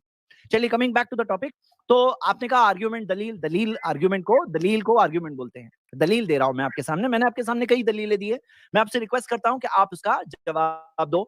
और जो आपने कहा, क्या कहा था आपने, हाँ, तो अमाल पेश किए जाते हैं के बारे में, तो अल्लाह ताला तो हमारे करने के पहले से जानता है, हर चीज जानने वाला है। और कुरान में वहु अला कुल्ली शैइन कदीर, और हर चीज का अलीम, हर चीज जानने वाला है। ये चीज कुरान में पहले से दी है कि हर चीज का वो जानने वाला है। और होने के बाद वल्लाहु यालमु बिमा तस्नऊन, अल्लाह जानता है जो तुम करते हो। तो वो जो अमाल के बारे में, वो अमाल दर्ज होने के ताल्लुक से, दर्ज होने के ताल्लुक से उसमें भी मोटिवेशन है हमारे लिए कि मंडे और थर्सडे तुम अपने रोजा रखो, ताकि तुम्हारे अमाल उस दिन दर्ज होते, पेश होते वहां पर। अल्लाह के इल्म में तो पहले से है। अगर आप कुरान को कोट कर रहे हो, हदीस को कोट कर रहे हो, तो पूरा लो ना, आउट ऑफ कॉन्टेक्स्ट कोई चीज को निकालोगे, आधी अधूरी बात होगी। ये बात यानी एकेडमिक ऑनेस्टी में नहीं आती है। जी बट जैद मैं भाई, आपका टाइम खत्म हो गया। देखिए, मैं जैद साहब की जो है नॉलेज के लिए थोड़ा सा बता देता हूँ। खुद कुरान के अंदर जो है अल्लाह अपने अलावा माबूद के बारे में जिक्र कर रहा है। अल्लाह जो है ख्वाहिश और नफ्स को भी माबूद बता रहा है कि लोगों ने अपनी ख्वाहिश और अपने नफ्स को माबूद बना रखा है। सूरह नंबर 25 फुरकान आयत नंबर 43, सूरह नंबर 44 सूरह जाफिया आयत नंबर 23। इसके अलावा अल्लाह कहता है, फिर जो है ये चीज दोबारा से आ गई है, अल्लाह के अलावा खालिक और कौन है। सूरह नंबर 23 सूरह मोमिनून आयत नंबर 14, खालिकों में सबसे बेहतर खालिक अल्लाह कहता है कि मैं खालिकों में सबसे बेहतर खालिक हूँ। किसी चीज का बेहतर होना तब हो सकता है जब उससे कमतर चीज मौजूद हो, और यहाँ पर खालिक की बात कर रहा है, तो बाय डिफॉल्ट अल्लाह ये कबूल कर रहा है, ये एक्सेप्ट कर रहा है कि उसके अलावा और भी खालिक हैं और वो उन खालिकों में बेहतर है। तो यहाँ पर अल्लाह ने खुद एक्सेप्ट कर लिया कि उसके अलावा और भी क्रिएटर है, अकेला क्रिएटर नहीं है अल्लाह। सूरह नंबर 2 अल बकरा आयत नंबर 245, वो बाल की मिसाल देते हुए कहता है कि बाल जो कि एक बुत है, जो कि अरबी लोग जिसको मानते थे, वो उससे बेहतर खालिक है। यानी कि वो अब एक तरफ तो कहता है ला कमिशली से, मेरी कोई मिसाल नहीं, दूसरी तरफ अपना कंपेयर जो है वो बाल से कर रहा है। तो यहाँ अल्लाह जो है खुद अपनी बात को कॉन्ट्रडिक्ट कर रहा है। और एक इन्होंने मेरे मोहतरम दोस्त ने जो बात करते हुए कहा है कि अल्लाह ताला जो है ना वो जो है सब जानता है। मैं जो है इसका काउंटर इनको नेक्स्ट टाइम में दूंगा, मैं उसको निकाल लेता हूं कि अल्लाह सब कुछ नहीं जानता है, अल्लाह इज नॉट ऑल नोइंग, और इसका मैं रेफरेंस दूंगा। इस पर अगर मजीद मेरे साथ ये बहस करना चाहते हैं तो बिल्कुल कर सकते हैं। देखिए क्या हो रहा है ना, मैंने समीर से रिक्वेस्ट किया कि मुझे क्लियर आंसर दो, स्टैंड लो मेरे ब्रदर। या तो बोलो कि गलत है तौहीद का कंसेप्ट, वन गॉड का कंसेप्ट, या तो बोलो कि वन मेनी गॉड सही है तो उस बारे में। लेकिन आप उस टॉपिक को क्लियरली अवॉइड करके दूसरे टॉपिक्स में जा रहे हो। मैंने कहा सब टॉपिक्स के लिए रेडी हो, एक स्टैंड इसमें क्लियर क्यों नहीं ले लेते। तो आप इसको अवॉइड कर रहे हैं, और मेरे ख्याल से आपको ये नहीं करना चाहिए था। और ऑडियंस समझ रही है, बट आई फील ऑडियंस के लिए क्या करना, अपने लिए करो भाई, आपकी खुद के लिए take a stand on this topic. अब जो आपने कहा कि अल्लाह के अलावा और माबूद है, तो हम तो कहते हैं ना, नहीं है कोई माबूद बरहक। फॉल्स गॉड्स तो है ना, तागूत वर्ड है, कुल्लु मा उबिदा मिन दुनिल्लाह, जो अल्लाह के अलावा और जिनकी इबादत होती है वो फॉल्स गॉड्स है। तो फॉल्स गॉड्स का कंसेप्ट तो है ही। तो ला इलाहा इल्लल्लाह का मतलब है नहीं है कोई माबूद बरहक, इबादत के लायक कोई लायक ही नहीं है। बाकी जो है ना उनकी वर्शिप के लायक नहीं, वो फॉल्स गॉड्स है। तो हाँ, लोग अपनी ख्वाहिश को भी इबादत करते हैं, गलत करते हैं, फेल होने वाले हैं, नाकाम होने वाले हैं।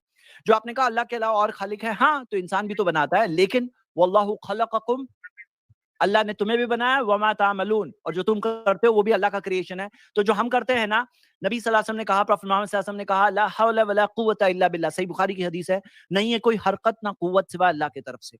मतलब कोई मूवमेंट ही नहीं है सिवा अल्लाह की तरफ से। मतलब जो इंसान कर रहा है ना, वो भी ताकत अल्लाह की तरफ से आती है तो ही वो कर पाता है। तो अल्लाह ही है जिसके हाथ में सब कुछ है। तो अहसनुल खालिकीन के बनाने वाले तो हैं जो बनाने की कोशिश करते हैं, लेकिन अल्लाह ताला हर चीज में बेस्ट है। और बेस्ट कैसा बेस्ट? ऐसा बेस्ट जिसका किसी के साथ कंपैरिजन नहीं है, कोई सेकंड नहीं है उसके बाद। लईसा कमिस्ली शै, उसके बमिसल नहीं है, यानी उसके बराबर तो कोई है ही नहीं, उसके जैसा भी कोई नहीं है, कंपैरिजन कर सके ऐसा भी कोई नहीं। पहले मैं उसका जवाब देना चाहूंगा। जो हमारे मोहतरम दोस्त ने कहा था कि अल्लाह को गैब का इल्म है, तो मैं कहता हूं कि नहीं है। क्यों? क्योंकि सूरह नंबर 3 आले इमरान आयत नंबर 144 में अल्लाह कहता है कि अल्लाह को नहीं पता कि मोहम्मद कत्ल किया जाएगा या उसको मौत आएगी, अल्लाह नहीं जानता है। अल्लाह अपनी इल्म का इजहार कर रहा है। सूरह ताहा सूरह नंबर 20 आयत नंबर 17 में कहता हूं कि अल्लाह को नहीं पता कि मूसा के हाथ में क्या है, वो नहीं जानता। इसके अलावा सूरह नंबर 17 सूरह इसराइल आयत नंबर 85, रूह अल्लाह के हुक्म से वो इतना ही बताता है, लेकिन रूह क्या है ये अल्लाह को नहीं पता है। अल्लाह जो है सही सही तादाद नहीं जानता है असहाबे कैफ की कितनी थी। सूरह नंबर 18 सूरह कैफ आयत नंबर 22, वो अपनी इल्म का इजहार करते हुए कहता है कि मुझे नहीं पता है कि सही तादाद कितनी थी, वो नहीं बताता सही तादाद। तो इसलिए हम कह सकते हैं कि अल्लाह को गैब का इल्म नहीं है। बार बार रसूल अल्लाह जो है सल्लल्लाहु अलैहि वसल्लम बार बार कयामत के बारे में सवाल करते रहे कि आप हमें बताइए, लेकिन अल्लाह ने कभी भी जवाब नहीं दिया, बल्कि ये कहा कि तुम्हें उससे क्या सरोकार है, तुम्हें उससे क्या ताल्लुक है, वो जब भी आएगी।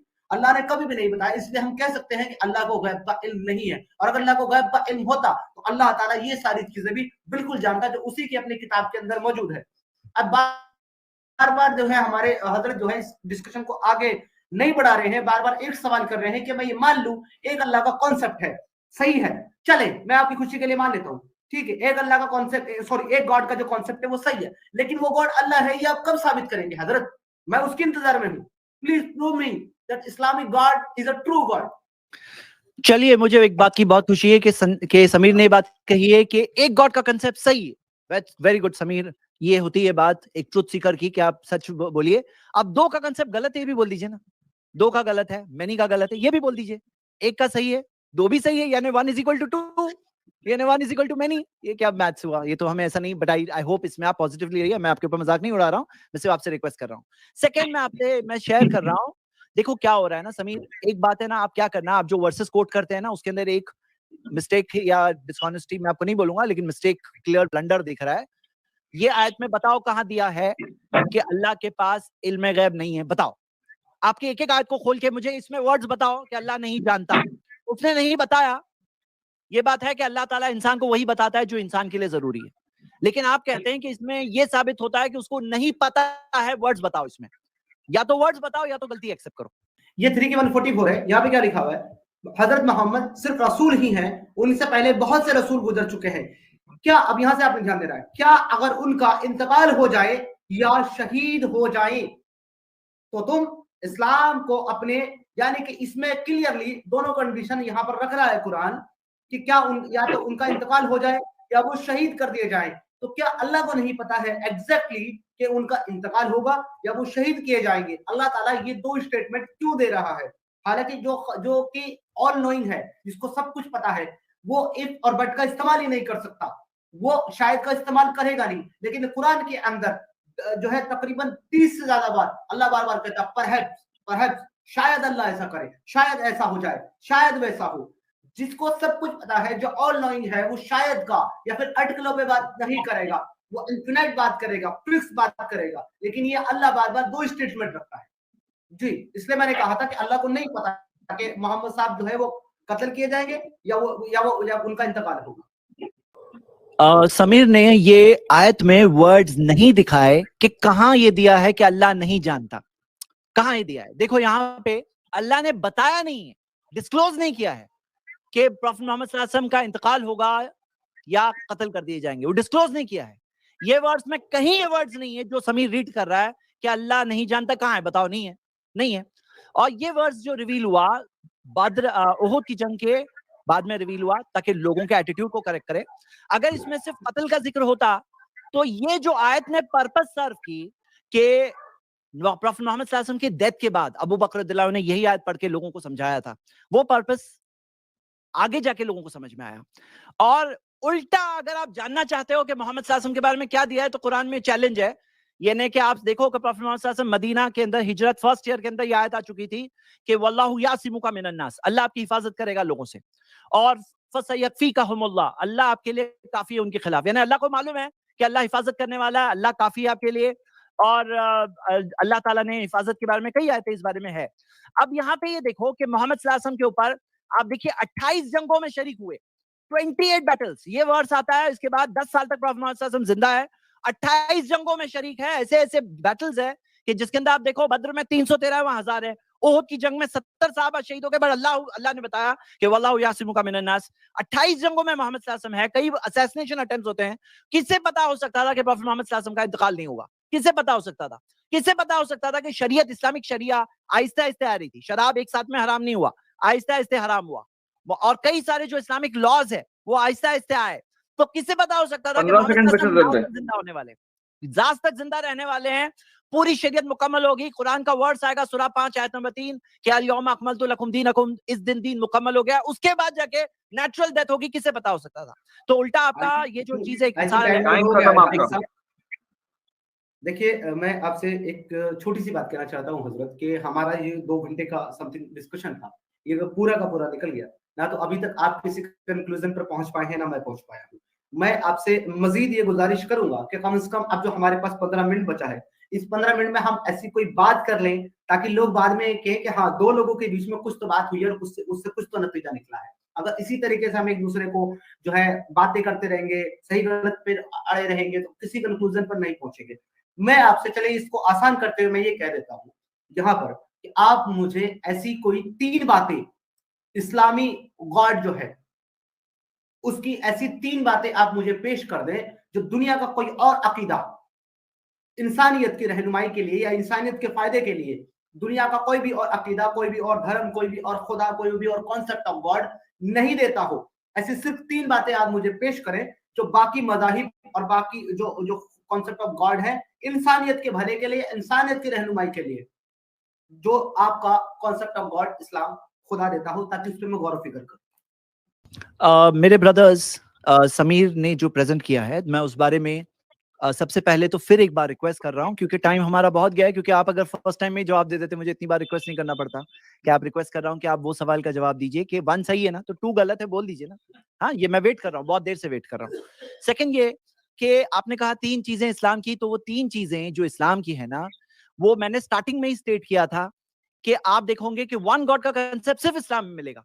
दूसरी जगहों पे कहीं पे बेटे हैं, बच्चे हैं, कहीं पे भागीदारी है, कहीं पे आइडल वर्शिप है, कहीं पे हेल्पर्स है, कहीं पे मल्टीपल गॉड्स है, कहीं पे 1 गॉड बोलते हैं, लेकिन 2 को गलत नहीं बोलते हैं। तो वो भी तो एक 1 को नहीं मानना हुआ ना। 1 को जो मानता है वो 2 को क्लियरली बोलेगा 1 इज नॉट इक्वल टू 2। 1 और 2 दोनों कैसे सही हो सकते हैं? ये तो क्लियर बात है। तो वो एक स्पेशलिटी है इस्लाम की। दूसरी चीज है, उसके जैसा कोई नहीं है। क्योंकि दूसरी जगहों पे है गॉड के जैसे दूसरे लोग हैं, गॉड के जैसा कोई नहीं है, इस्लाम में है। और थर्ड है कि वर्शिप उसी की हो। लेकिन इसके अलावा मैं आपको एक बहुत ब्यूटीफुल चीज शेयर करना चाहता हूं। जो आपने कहा ना इंसानियत की बात, तो इंसानियत के ताल्लुक से, क्योंकि आपने मुझे एक्स्ट्रा टाइम भी दिया है, तो हम देखते हैं कि इस्लाम ने ये बताया है कि भाई ये जो इंसान जो होते हैं ना, सफर होते हैं विदाउट एनी रीजन। और क्योंकि आप इंसानियत की बात करते हैं, तो मैं आपको इन्वाइट करता हूं कि देखिए ब्रदर, ये जस्टिस एंड रिकम्पेंसेशन है ना, ये दुनिया में नहीं है। अगर हम ये देखें कि गॉड अलमाइटी है, वो देखता है, जानता है, और he will call us to account. हिसाब किताब होने वाला है, मरने के बाद जिंदगी है, हम सब उसके सामने खड़े होने वाले हैं। और ये यूनिवर्स जो टेस्टिमनी दे रहा है, देख के क्या पता चलता है कि ये यूनिवर्स इतना कैलकुलेशन से सब कुछ है। यहाँ पे ऐसे इंजस्टिस हो रहा है दुनिया में, ये कैसे होने देगा? वहां पे 1-1 इंच का कैलकुलेशन है। थोड़ा सा ऑर्बिट आउट हो जाए तो सितारे एक दूसरे से टकरा जाएंगे। मतलब हम देखते हैं सूरज और चांद टकरा जाएंगे अगर ऑर्बिट आउट हो जाए। तो वहां पे सब चीज जिस तरह से है, हाँ, जमीन, सूरज, चांद, तो ये क्या पता चलता है कि हम देखते हैं कि गॉड इंजस्टिस यहाँ भी नहीं होने देगा। और वो जैसा परफेक्ट है, ये लाइफ एग्जाम है, एग्जाम में रिजल्ट आने वाला है। और प्रॉफेट मोहम्मद सल्लल्लाहु अलैहि वसल्लम ने क्या कहा कि एक शख्स जो नाबीना है, ब्लाइंड है, और वो उस पर ही सब्र कर ले, तो उसके लिए कोई बदला नहीं सिवाय जन्नत के। तो इस्लाम ने जो जन्नत का कंसेप्ट दिया है ना, ये रिकम्पेंसेशन है कि कोई अगर परेशानी में सब्र करता है तो उस पे उसको जन्नत मिलेगी। और आप देखिए क्या हो रहा है कि दुनिया के अंदर जो बुराई चल रही है ना, वो बुराई में अगर कोई ये पहचान ले मेरा मालिक देख रहा है मुझे, ये कंसेप्ट जो इस्लाम ने दिया कि परफेक्ट जर्रा जर्रा का हिसाब होगा, तो ये बात समझना है।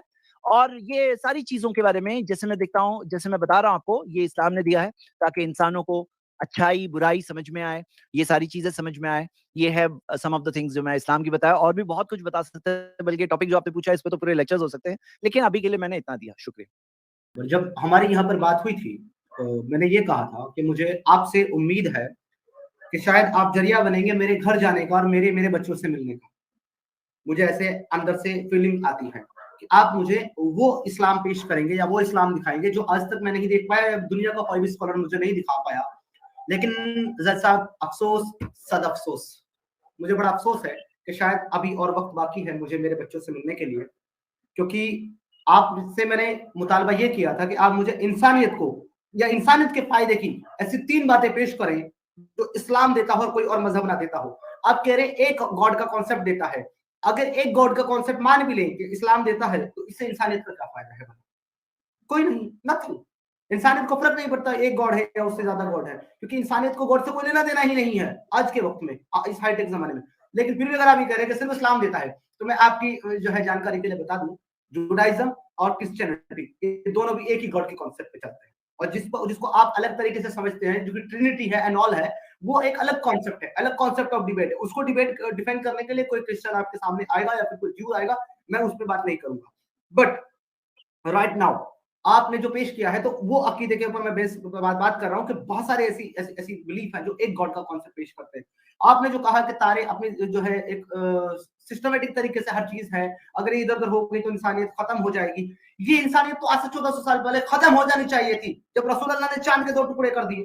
क्योंकि साइंटिफिक प्रूवन है कि अगर चांद अपनी जगह से उस तरीके से हट जाता है, ये चांद टूट जाता है, तो हमारी जमीन पर जिंदगी पूरी तरीके से तबाह बर्बाद हो जाएगी। फिर मुझे नहीं पता कि आप इस चीज को कैसे बिलीव कर लेते हैं कि जनाब रसूलुल्लाह ने चांद के 2 टुकड़े कर दिए और उसके बाद भी आज तक हमारी जमीन सही सलामत है और जिंदगी बाकायदा चल रही है। आपने मुझे 3 तो क्या जनाब, एक भी ऐसी बात नहीं पेश की जो सॉरी, आपका टाइम खत्म हो गया।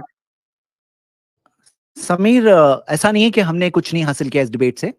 आपने ये माना कि नेचर क्रिएटेड है, नेचर बना हुआ है, क्रिएटर है, मालिक है, बहुत सारी चीजें मैं आप भी जानते हैं, मैं रिपीट नहीं कर रहा हूं। और जहां तक ये सवाल है कि आप जो बता रहे हैं चांद के बारे में कि चांद जो स्प्लिट हुआ तो उसी वक्त पे यूनिवर्स को खत्म हो जाना चाहिए था, मिरेकल उसे ही तो कहते हैं।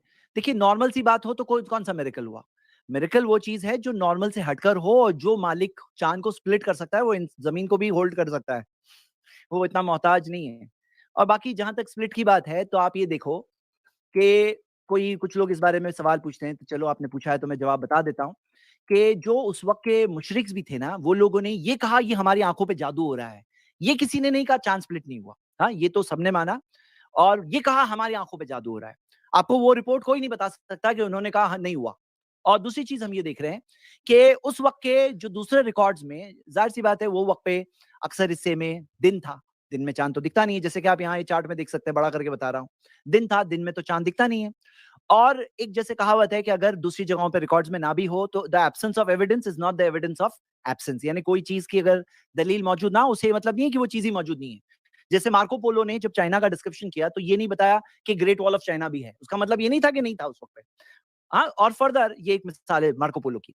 और ये जो इंडिया में चेरामन पेरूमल की स्टोरी है, उसके अंदर ये बात आती है कि किसी ये जो चेरामन पेरूमल जामा मस्जिद, जो ओल्डेस्ट जामा मस्जिद है, उसके जो किंग थे उन्होंने देखा था, और ऐसी चीज आती है। और जो रिले है ऑन द मून, इससे ये नहीं कह रहा हूं कि प्रूफ हो रहा है, लेकिन एक हो सकता है, एक निशानी है हमारे लिए।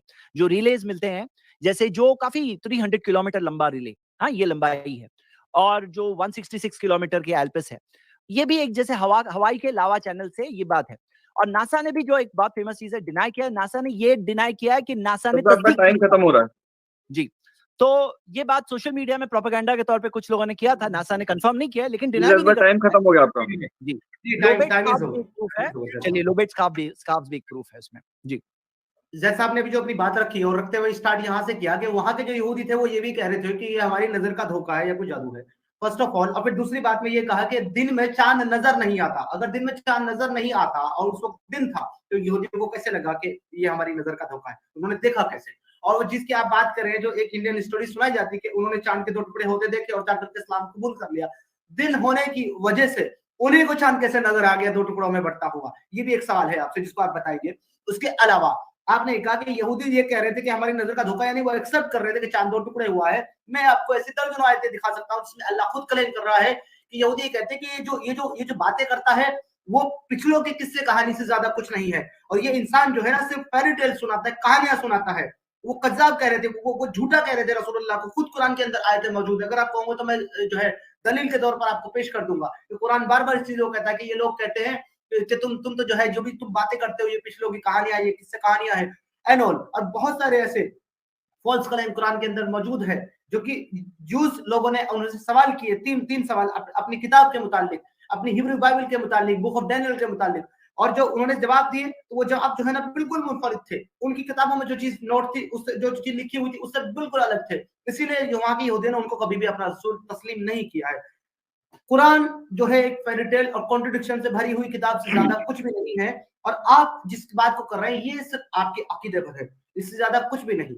सिर्फ दलील के नाम पर सिर्फ आर्गुमेंट और सिर्फ जो है आपकी जो है ना बेसिक पैर की बातें, जैसा आई एम सॉरी टू से फॉर माय वर्ड, लेकिन मेरे लिए उससे ज्यादा ये कुछ नहीं है। रेफरेंस के बिहाफ पर आपके पास कुछ भी नहीं। देखिए, जहां तक ये सवाल है, समीर के समझने में मिस्टेक हुई। ये जो मैंने चार्ट बताया तो मैंने इसके अंदर बताया था कि जमीन के अक्सर हिस्से में दिन था, और आप देख रहे हैं north America, south America, Africa, यहाँ पे दिन था, लेकिन इंडिया में रात थी। इंडिया में केस हमारे पास मौजूद है। और ऑब्वियसली चांद जो पहले से अनाउंसमेंट नहीं हुआ था सोशल मीडिया में कि चांद स्प्लिट होने वाला है, सब लोग देखो, थोड़ी देर के लिए हुई, किसी ने देखा भी होगा तो उसको लगा होगा आंखों का धोखा है।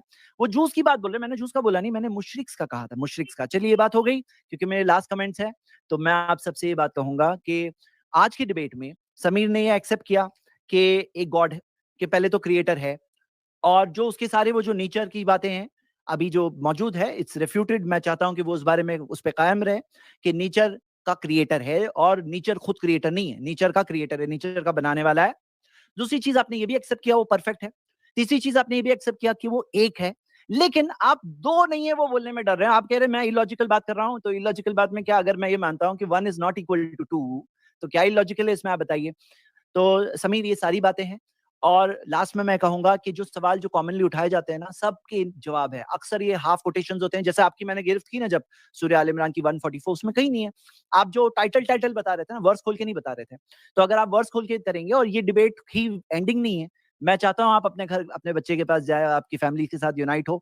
लेकिन समीर, जैसे आपने वो जमाने के लोगों का कहा ना, तो यहूदियों का भी जो अब्दुल्ला बिन सलाम नाम के उनका रबाए थे, वो एक्सेप्ट किए थे। लेकिन आपको पता है दुनिया में अक्सर लोग जो है ना, उनके लिए क्या चीज ज्यादा जरूरी होती है ना, समाज, माशरा, लोग, पैसा, ये सब चीजें जो होती है ना, ख्वाहिश, वो हक को देख के भी इनकार करते हैं।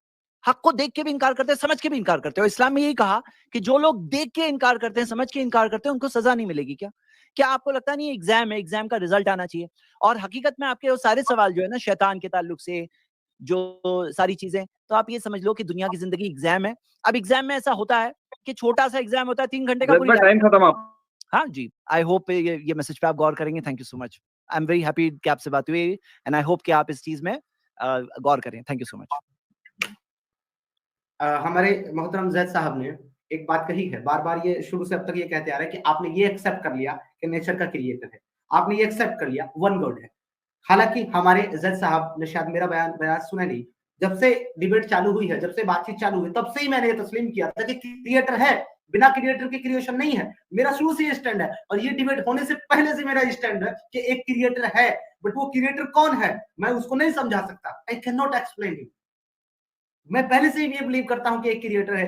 आपने मुझे आज नया नहीं बनवाया है कि एक क्रिएटर है, मैं मानता हूं उसको, क्रिएटर को। और जहां तक एक और एक अनेक, एक से अनेक होने की बात है, तो अगर वो लिमिटेड है, अगर वो एक ही है, वो दो नहीं हो सकता, तो यहाँ भी वो माजूर है, यहाँ भी वो कमजोर है, क्योंकि उसकी सिफात ये है कि वो कुछ भी हो सकता है। वो एक भी हो सकता है, एक से जायद भी हो सकता है, 10 भी हो सकता है, 1 भी हो सकता है, 0 भी हो सकता है, शून्य भी हो सकता है।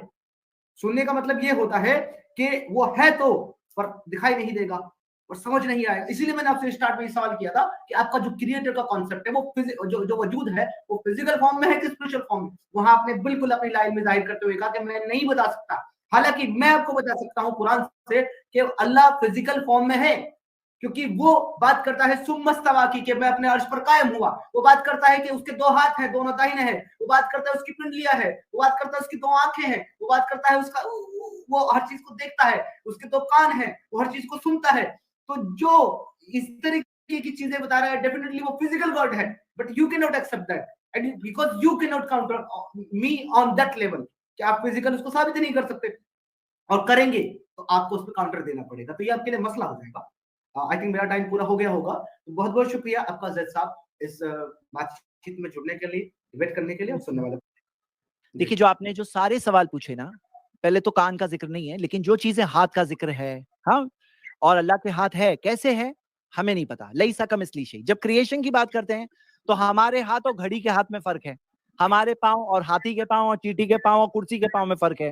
क्रिएशन, क्रिएटर से तो कोई कंपैरिजन ही नहीं है। तो अल्लाह ताला की सारी सिफात हम मानते हैं, लेकिन कैसा है, हाथ कैसे है, वो चीज, कदम का जिक्र है, कदम कैसा है वो हमें नहीं पता। तो हम उस बारे में डिस्क्रिप्शन नहीं दे सकते, ना हम इनकार करेंगे ना डिस्क्रिप्शन करेंगे। तो इसमें कोई इस बात को गलत नहीं बता सकता। अब होता क्या है कि कोई कहे कि पेड़ है ना, पेड़ का तना नहीं है, पेड़ के पत्ते भी नहीं है, पेड़ का रूट्स भी नहीं है, तो फिर कंक्लूजन आएगा पेड़ ही नहीं है। फिर क्या होता है, गॉड ही नहीं है। तो यहाँ पे उस तरफ बातें जाती है। हम कहते हैं गॉड है और उसी ने क्रिएट किया यूनिवर्स को। ये आपका मुख्तसर जवाब था। Thank you so much for this debate. और हम लोग आगे फिर अगला सेकंड डिबेट में कंटिन्यू करेंगे, जो मोहम्मद सल्लल्लाहु अलैहि वसल्लम के ऊपर होगा। जी जैसे कि आपको बात करेंगे, आपको नहीं पता कि वो कैसा है, मैं आपको बताता हूं। बॉडी ऑफ अल्लाह, सुनन इब्न माजा 190, अल्लाह ने सहाबी से बिना पर्दे के बातचीत करी है, एक सहाबी से। ये आपको मिलेगा 190 सुनन इब्न माजा। दारुल इफ्ता देवन का ये फतवा है, मोहम्मद ने मेराज की रात को अल्लाह को देखा था। ये दारुल उलूम इफ्ता का फतारी 6573 के अंदर आपको मिलेगा, अल्लाह अपनी शक्ल बदलता रहता है, कभी भी एक शक्ल पर नहीं रहता, अपनी शक्लें बदलता रहता है। बॉडी ऑफ अल्लाह जो है सही मुस्लिम 451, सही बुखारी 4581, कॉम्प्रहेंसिव तिरमिज़ी 2557, अल्लाह अपना रूप बदलता रहता है। तो अगर अल्लाह की शक्ल होगी तभी वो अपना रूप बदलेगा, ऐसे नहीं बदल सकता। सुनन अबी दाऊद 1315, अल्लाह रूप बदलता है, अभी वही है। अल्लाह के जिस्म के ऊपर जो है ना एक तफसीली वीडियो भी है 2 मिनट की, वो मैं आपको शेयर कर दूंगा बाद में व्हाट्सएप के ऊपर। सही बुखारी 7406, अल्लाह का चेहरा भी है। सही बुखारी 6227, अल्लाह ने आदम को अपनी शक्ल पर बनाया था, इसलिए उसने कहा कि किसी को उसकी शक्ल पर मत मारो। सही मुस्लिम 6655, अल्लाह ने आदम को अपनी शक्ल दी है। और इसके अलावा सूरत का मतलब सिफाती है, सफियाती नहीं है। यहाँ पर सही मुस्लिम 7163 और मिसकात 3525 एंड मेनी मोर। समीर भाई टाइम 1 मिनट का खत्म हो गया। Hands of Allah is also.